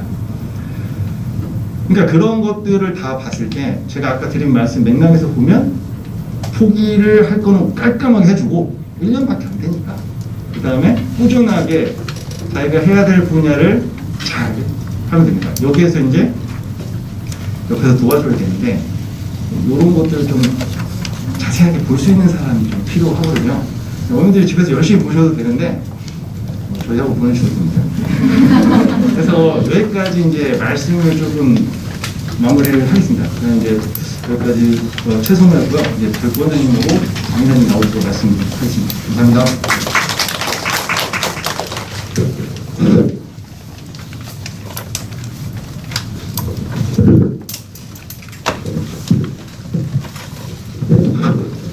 안녕하세요. 다원용대수학 부원장 김기현입니다. 지금 시간 보니까 1시간 10분 좀 넘는데요. 이 집중력이 엄청나게 떨어지는 시간이라서 제가 빨리 할게요. 그러니까 좀 맥락을 같이 하는데 이제 입시를 치르면 제가 항상 아이들이 이제 끝날 때쯤에 물어봐요. 니네가 올해 했던 프로그램 중에서 뭐가 제일 좋았니? 뭐가 도움이 됐었던 거 같니? 항상 물어보거든요. 그래서 그 프로그램을 이제 준비를 하는데 일단 보여드리면 일단 커다랗게는 지금 스텝별로 이렇게 되어 있어요. 이거는 이 시기 자체는 사실은 대응소이해요. 그럴 수밖에 없어요. 그러니까 스텝 1이라는 시기는 7월에서 8월까지고요. 이건 이렇게 쪼갠 이유는 아시겠죠. 그리고 9월에서 12월. 이것도 겨울방학 전까지잖아요. 그 다음에 1월에서 2월, 3월에서 7월까지. 이렇게 되어 있는 거죠, 지금. 그러니까 지금 이 상황 안에서는 각각의 스텝별로 목표가 좀 있어야 될 것 같아요. 그러니까 뭐 스텝 1부터 시작하는 친구가 있을 수 있고 스텝 2부터 시작하는 친구가 있을 수 있고 보통 스텝 2부터 시작하는 게 일반적이긴 하겠죠. 근데 이런 커다란 틀이 있는데 이거 안에서 전체적인 영재 입시의 흐름이 결정된다고 보시면 될 것 같아요. 그러면 이거 안에서 일단 각각의 스텝에서 중요한 게 무엇일까에 대해서 좀 말씀을 드리고 그 다음에 뭐 간략하게 말씀을 드리면 합격하기 위해서 우리 아이가 어떤 게 필요한가 저도 수학 부분에서는 그걸 좀 말씀을 좀 드릴게요. 일단은 저는 이 5가지가 필요하다고 생각을 해요. 그러니까 뭐 방향성은 이제 좀 이따 문제를 좀 말씀을 좀 드릴 건데, 그러니까 영재학교에서 원하는 문제들이 있어요. 중등 심화예요, 사실 중등 심화. 근데 그걸 다양한 방법으로 문제를 풀 수 있기 때문에 아이들이 문제 풀이가 어떻게 되느냐에 따라서 문제를 되게 어렵게 풀 수도 있고 쉽게 풀 수도 있거든요.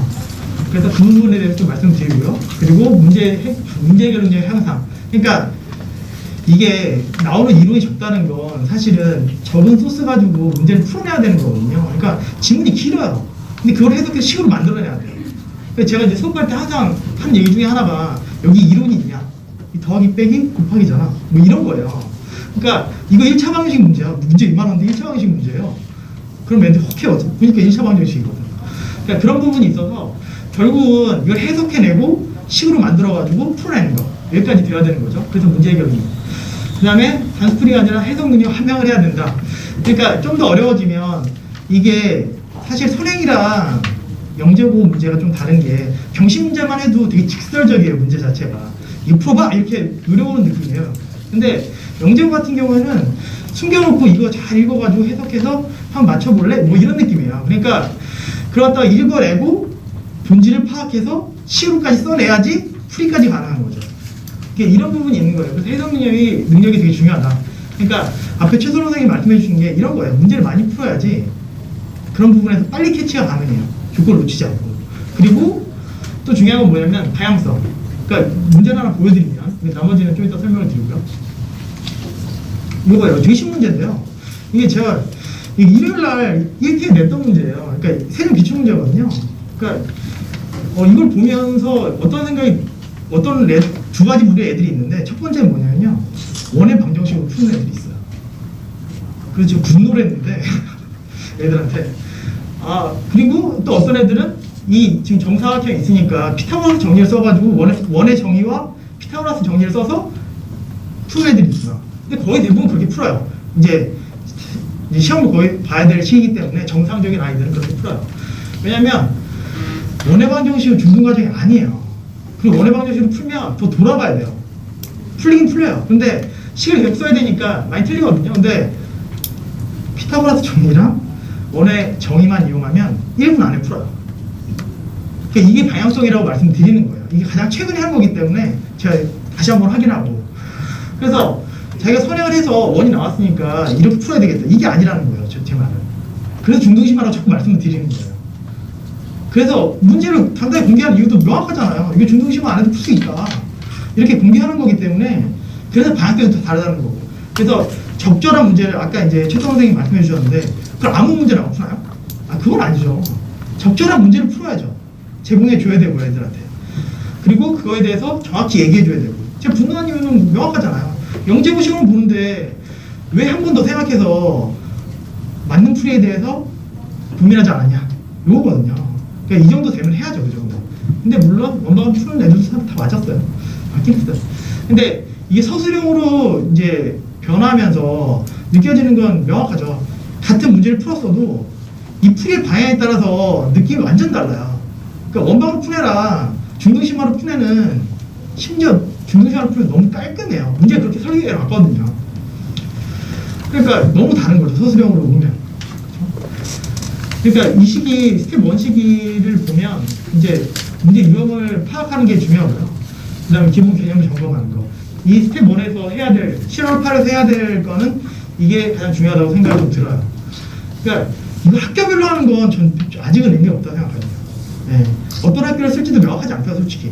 애들이 바뀌어요. 네, 바뀌어서 이거 명확하지 않고요. 그러니까 전체적으로 이 문제들이 어떤 식으로 나올 수밖에 없는지를 얘기를 해줘야죠, 선생님이.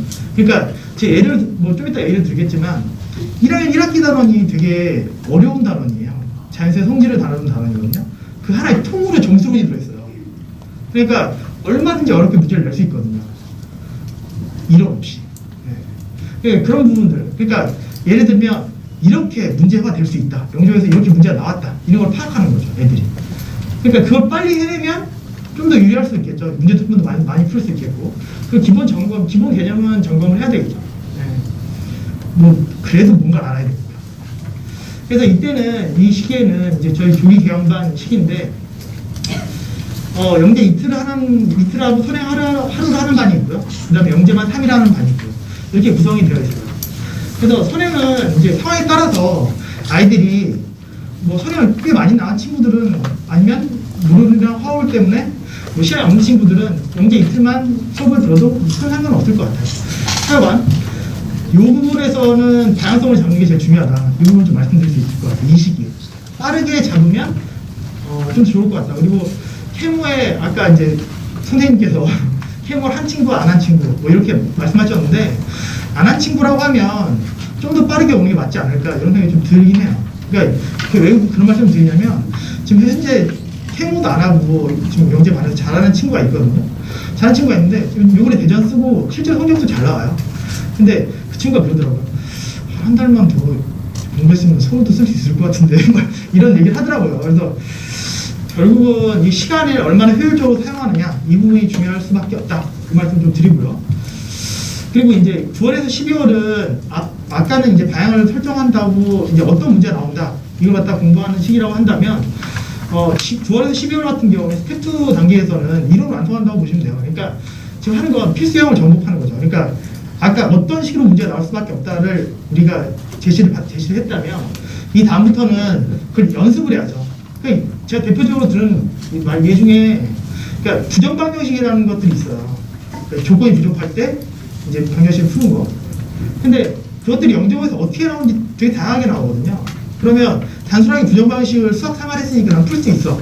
이건 아니고요. 그걸 도형이랑 결합시키든 아니면 조합적인 상황을 결부시키든 이런 부분들을 같이 연습을 하는 거죠. 그 문제 해결력 증진인데요. 이건 도대체 어떻게 증진시킬 거냐 좀 이따 말씀드릴게요. 그리고 여전히 이렇게 됩니다. 이때도 선행을 나갈 거고요. 선행 하루 정도 나갈 거고. 근데 이 선행에 대한 부분들은 사실 중요할 수밖에 없는 부분이 맞는 것 같아요. 네, 그래서 이때는 아까 스텝 1 같은 경우에는 이 선행을 하러 나가는 것 자체가 정리의 개념이라면요. 시기가 그렇게 길지 않아요.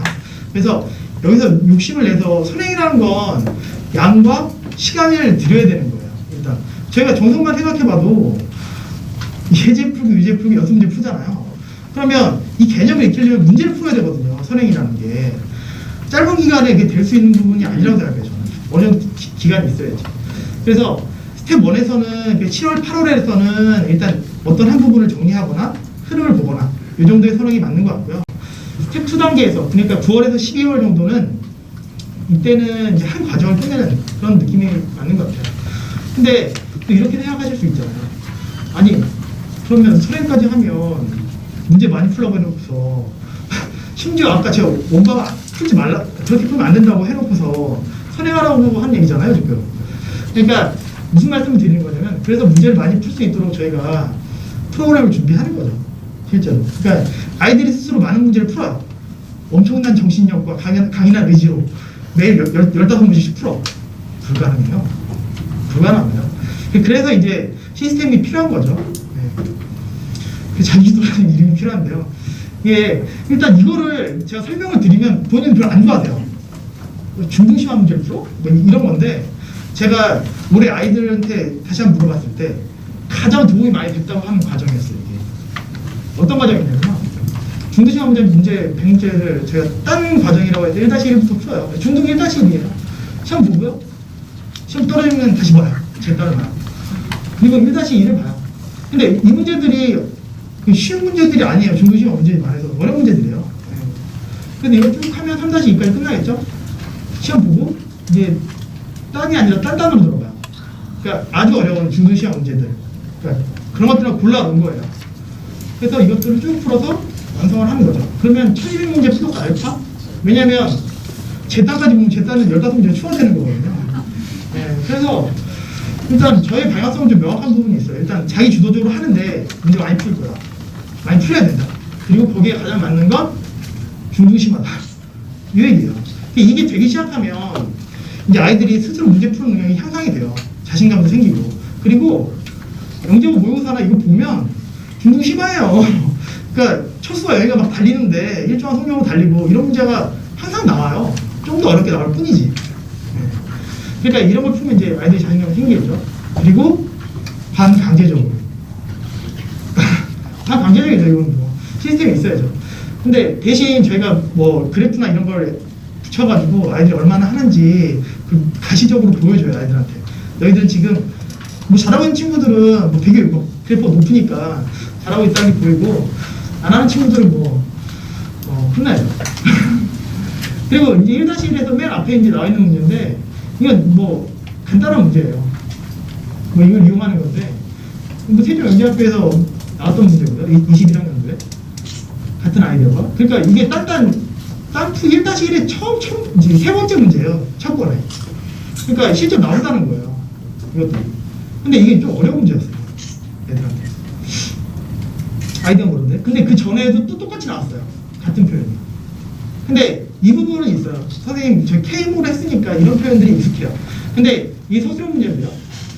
두 번째에서 얘가 가장 지금 보면 최대가 되도록 하는 C와 D를 각각 구하라 이 얘기인데 빠짐없이 이제 세는 거를 해야 돼요. 전략을 가지고. 그러니까 문제를 접근하는 거 어렵지 않은데 정확히 답을 맞춰내는 건 좀 어려울 수 있어요. 정확히 답을 맞춰내는 거. 그래서 그런 부분에서 이제 시험 낼 때도 그럼 두 번째로 푼 거, 세 번째로 푼 거, 뭐 이렇게 막 내거든요. 다시 시험 볼 때는.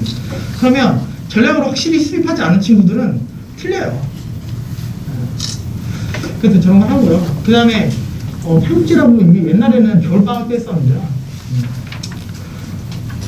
이거는 뭐 일단은 영재학교 8개가 있으니까 8개 영재학교를 저희가 유형별로 100문제를 만들어 온 거예요. 그래서 어떻게 했냐면 그러니까 자기가 지원 학교에 맞게 애들이 달려들어서 문제를 풀어요. 성취도도 있고 그런 이게 레벨업이 막 되거든요. 그래서 이게 보여져요. 근데 그게 이제 저희가 해보니까 겨울방학 너무 늦은 거예요. 이미. 그리고 선행까지 해야 되는 상황이면 문제 더 풀어야죠.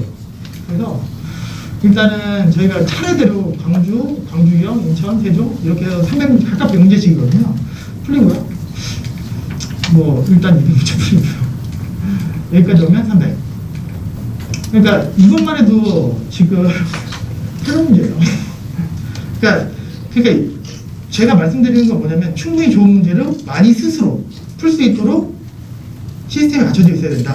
이 말씀 드리는 거고 그 부분 안에서는 애들이 스스로 푸는 건 불가능하다고 제가 말씀드렸고 저희도 불가능하기 때문에 그래서 이 부분에서 체크되고 사실 경쟁해야 돼요. 그래서 애들끼리 그리고 목표가 있어야 되고 그 부분을 말씀드리는 거예요.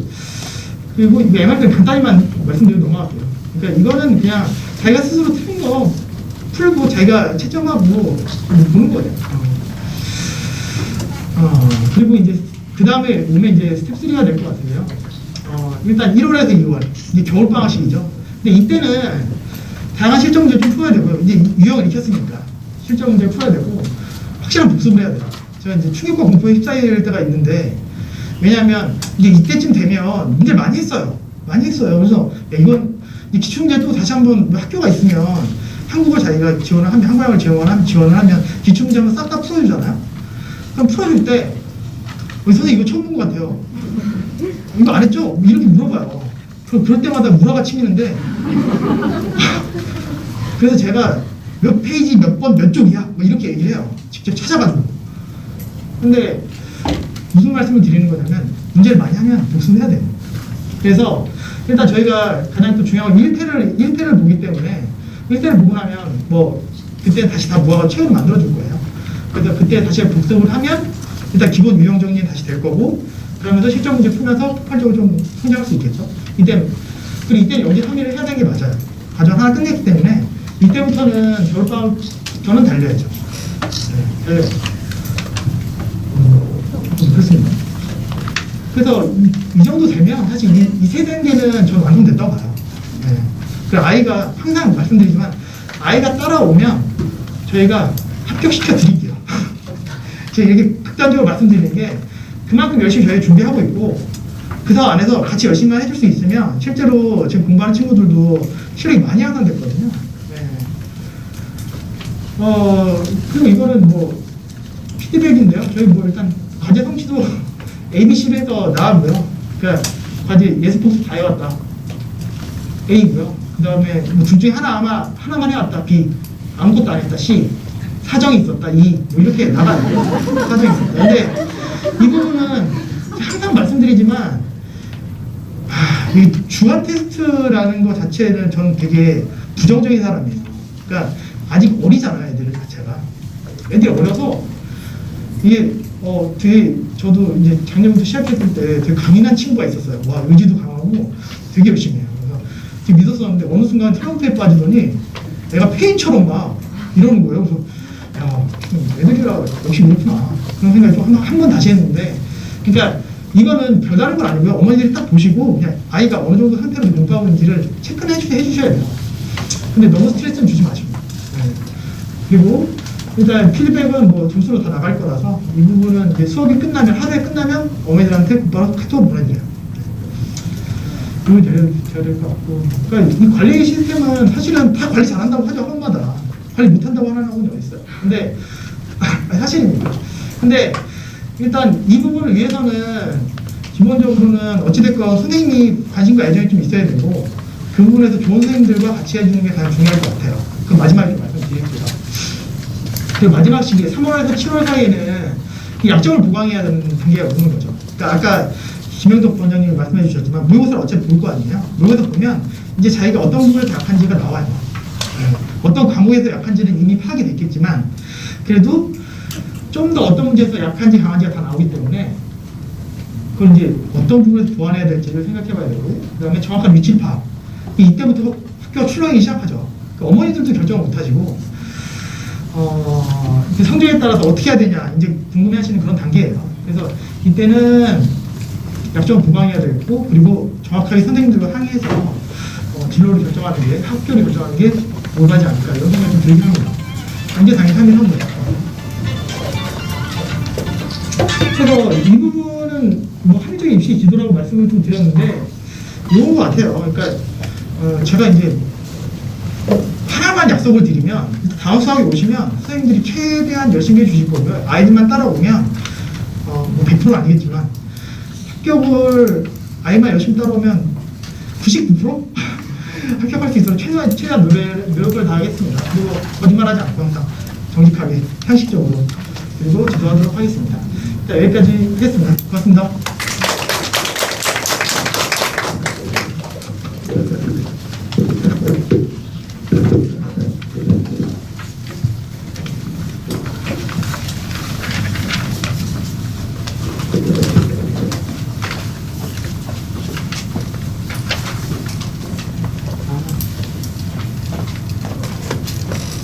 인사드리겠습니다. 장판호 원장입니다.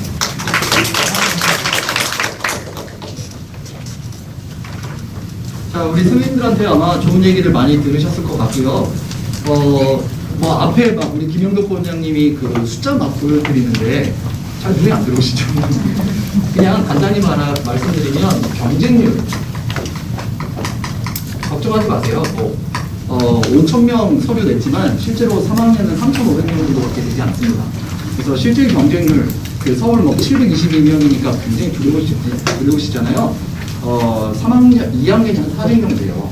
우리 학원에서도 좀 우롤하울반 아이들이 중학교 2학년 우롤하울반 아이들이 영국 실전반보다 서울을 더 많이 지원했어요. 그러니까 실제로 서울영재고 이 3학년들 같은 경우는 해마다 보면 이게 몇 년째 됐거든요. 학교를 한 번만 이렇게 선택하고 난 다음부터 서울영재고는 2단계 합격률은 거의 90% 이상이에요. 심지어는 100%가 나올 때도 있어요. 그 무슨 말이냐면은 그 2단계에서 그 워낙 경쟁률이 낮다 보니까 엔간치 준비한 애들은 그리고 학원에서 모의고사 봐가지고 서울영재고 지원하잖아요. 그러니까 거의 다 통과해요. 근데 이제 올해는 아마 올해는 작년만 같지 않을 거예요. 왜 그러냐면은 이게 서울영재고 같은 경우에 제가 아마 제 설명회를 여러분 들어보시는 부모님들은 올해 그 지역인재가 화두였잖아요. 지역인재가 화두여서 제가 설명회 이 서류 넣기 전에 뭐라고들 설명을 드렸냐면 오히려 지역을 살리겠다고 하는 정책이 지역을 이게 오히려 죽인다까지는 아니지만 오히려 지역 인재들을 발달하지 못하게 하는 정책이 될 수가 있다. 이런 말씀을 드리면서 지역의 경쟁률은 현저히 낮아질 것이다. 그리고 서울 경기의 경쟁률이 올라갈 것이다. 이렇게 말씀을 드린 거를 기억하시는 분들이 계실 겁니다.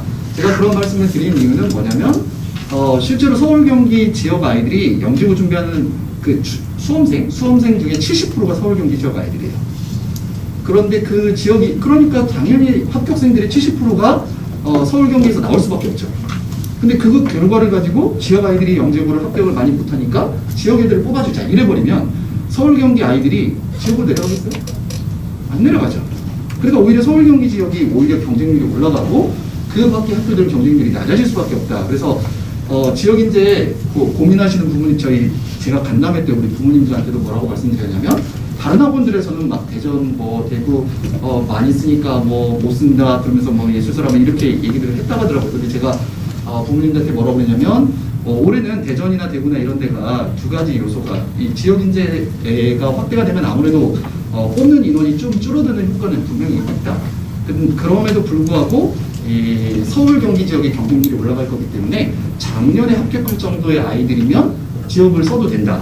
저희 선생님들한테도 얘기했어요. 그래서 작년에 합격한 아이들을 기준으로 해서 올해 입시 지도를 하시라. 그러면은 대전이나 대구나 세종이나 이런 데는 다 붙일 수 있다.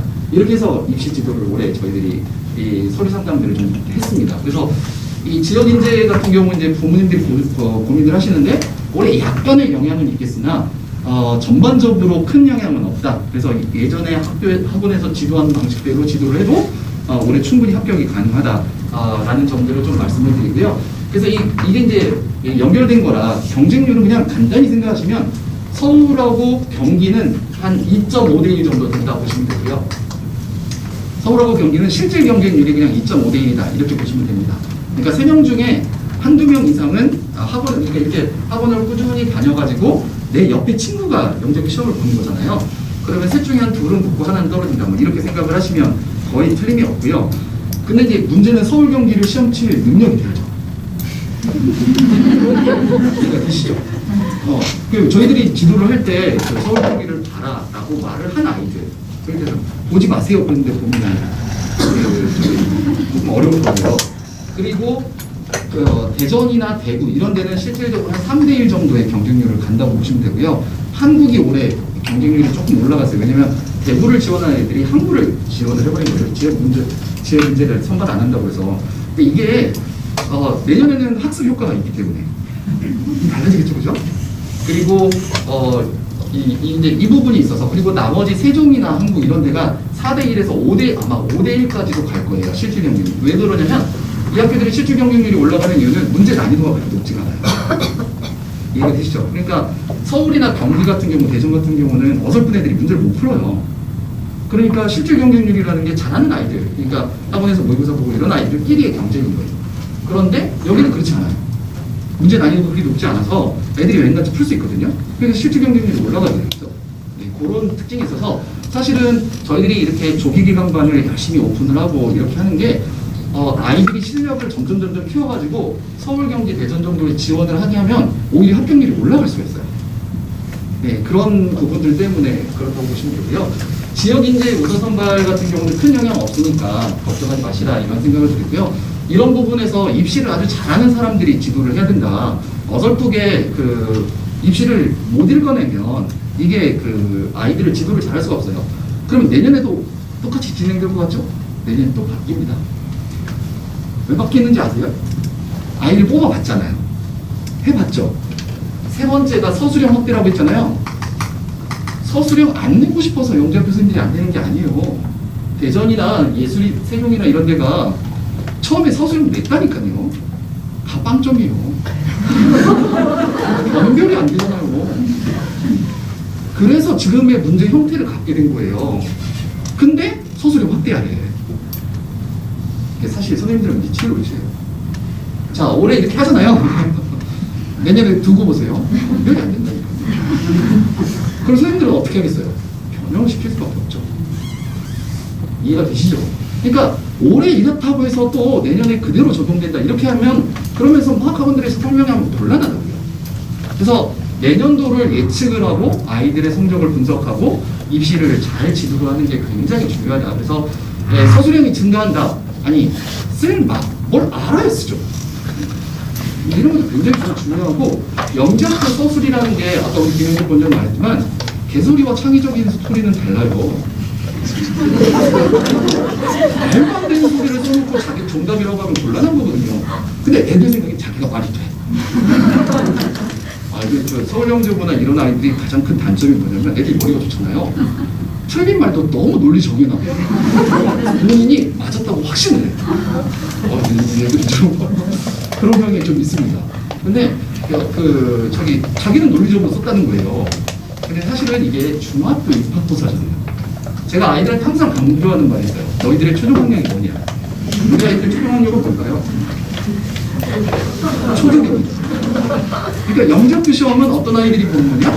초졸들이 보는 시험이에요. 그러니까 초졸들이 보는 시험에 어마어마한 걸 묻지 않아요. 애들이 잘못 생각하는 거죠. 그래서 그걸 잘못된 방향으로 풀게 되면 점수를 오히려 줄 수가 없는 거예요. 그래서 아이들을 잘 가르쳐야 돼요. 그래서 이 서술형이 확대가 되면 사실은 이렇게 되면 이게 많아봐야 과목별로 두 문항, 물리 같은 물화생지 같은 경우는 두 문항씩밖에 못 내거든요. 예, 우리나라는 이게 이제 그 공정하다는 게 평균 이런 거에 좀 평등의 무게 중심이 있어가지고 물화생지를 꼭 두 문씩씩 골고루 내야 돼요. 이해 안 되시죠? 선생님들이 맞는 거죠. 출제위원들이 당신도 두 문제 맞다, 당신도 두 문제 맞다 이렇게 해갖고 출제를 하는 거니까 골고루 두 문항을 내다 보니 그래서 사실은 2학년들이 생물지학을 많이 공부를 안 했기 때문에 합격률이 떨어지는 거예요. 수학이나 물리학은 왠가지 잘하는 애들도 꽤 있거든요. 근데 이제 못 보는 게 그런 생물이나 지학의 효과입니다. 어쨌든 이런 것들이 이렇게 되다 보니까 정확히 배워야 된다고요. 제가 이제 이런 말씀을 계속 드리는 거는 훌륭한 쌤들한테 배워야 되는데 그 훌륭한 쌤들이 어디 있다? 그러니까 아이들을 공부를 시키시면 된다. 이런 얘기고요.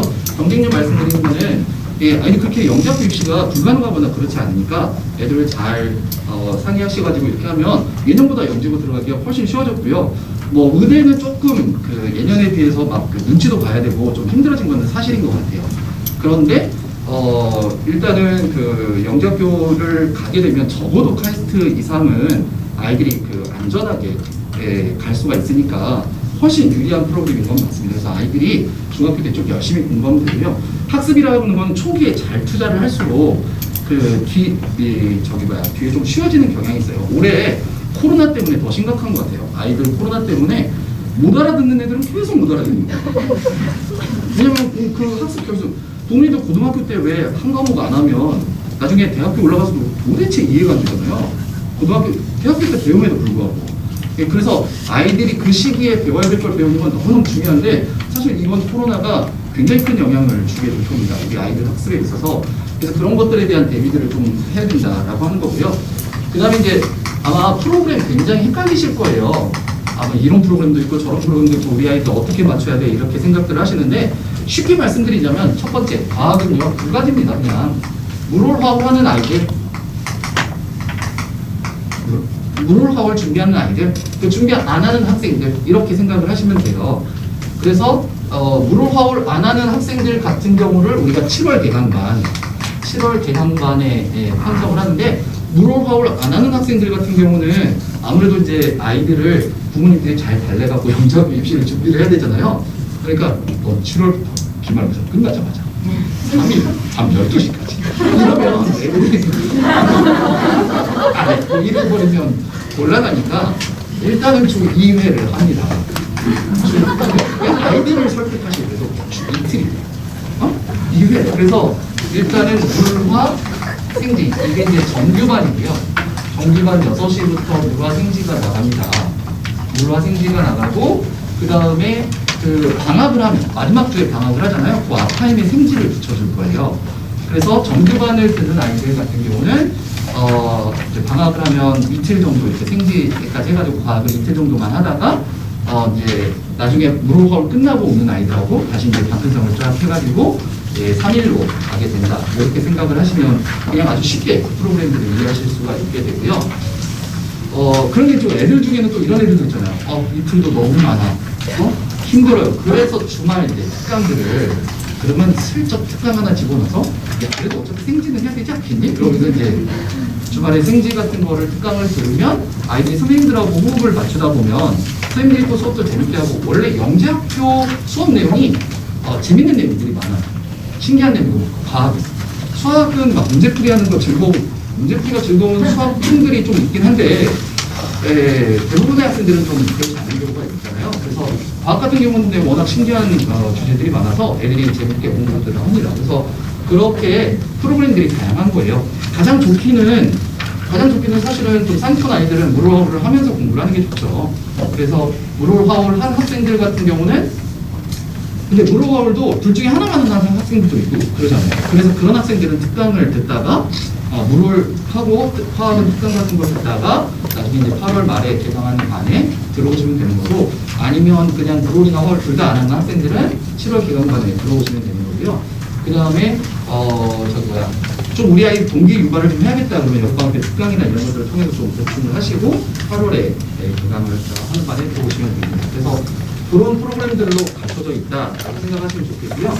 수학 같은 경우도 사실은 아까 우리 김현덕 반장님 우리 김현 반장님 말씀하셨지만 케모 한 애들하고 하지 않는 애들하고 케모 안 하는 학생들은 가급적이면 7월달에 빨리 들어오시는 게 좋습니다. 그래서 3일을 영재학교 대비를 하는 수학을 꾸준히 공부를 하시는 게 초반에 문제를 많이 풀어놓는 게 훨씬 더 유리하기 때문에 그렇게 공부들을 좀 하셨으면 좋겠고요. KMO를 한 학생들 중에는 선행에 대한 욕구가 굉장히 강한 부모님들이 계세요. 왜냐하면 KMO 하다 보면 선행을 못 보는 경우가 있고 요즘에는 선행에 대한 걱정들이 좀 많으신 것 같아서 정규반에 이제 수학 이틀 플러스 하루 선행 이렇게 해가지고 이틀은 계속 꾸준히 아이들 영재학교 유형의 문제들을 풀리면서 하루 선행을 하는 프로그램들로 구성을 했습니다. 그래서 혹시 물홀화울을 해가지고 물홀화울을 둘 다 하는 학생들은 수학을 3일을 하기에는 시간이 조금 안 나와요. 그래서 이 선행 프로그램 같은 경우는 나중에 겨울방학 때나 또는 9월 이후에 특강으로 들어도 되니까 그냥 이틀 정도는 수학을 꾸준히 공부를 해주시는 게 좋고 그 다음에 물홀화울 하고 이렇게 할 수 있도록 그 프로그램들이 기획이 되겠습니다. 그래서 혹시 궁금하신 거나 이런 거 있으면 저희 아까 상담 원장님 제가 사회 부스 이렇게 말씀 좀 드리면은 방면을 좀 푸시고 상담을 하시면 잘 해주실 거거든요. 이렇게 상담하시는 거고요. 하여튼 다원교육은 입시에 관한 전문가들이 많이 모여있습니다. 선생님들하고 입시와 관련해서 꾸준히 하고요. 저는 제가 원장이 워낙 고민식하다 보니까 술도 안 마시거든요. 그러니까 선생님들이 좀 힘들어요. 공부를 안 하면 살아남기가 어려워요.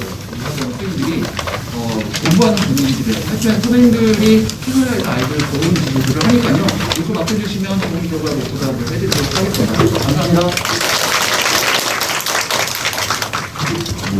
질문 있는 분들은 나가서 질문하시면 되겠습니다.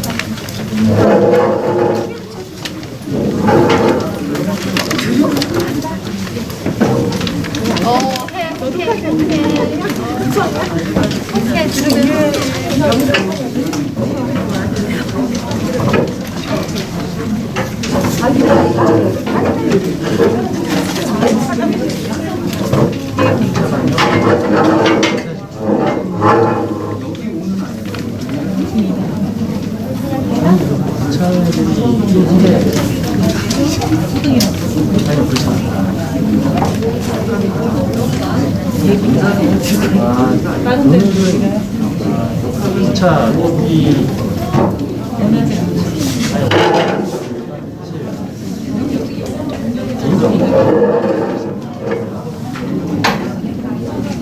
차를 해야 되는 애들이 있고 안 해야 되는 애들이 있는데 그거를 이제 판단을 해봤을 때 그냥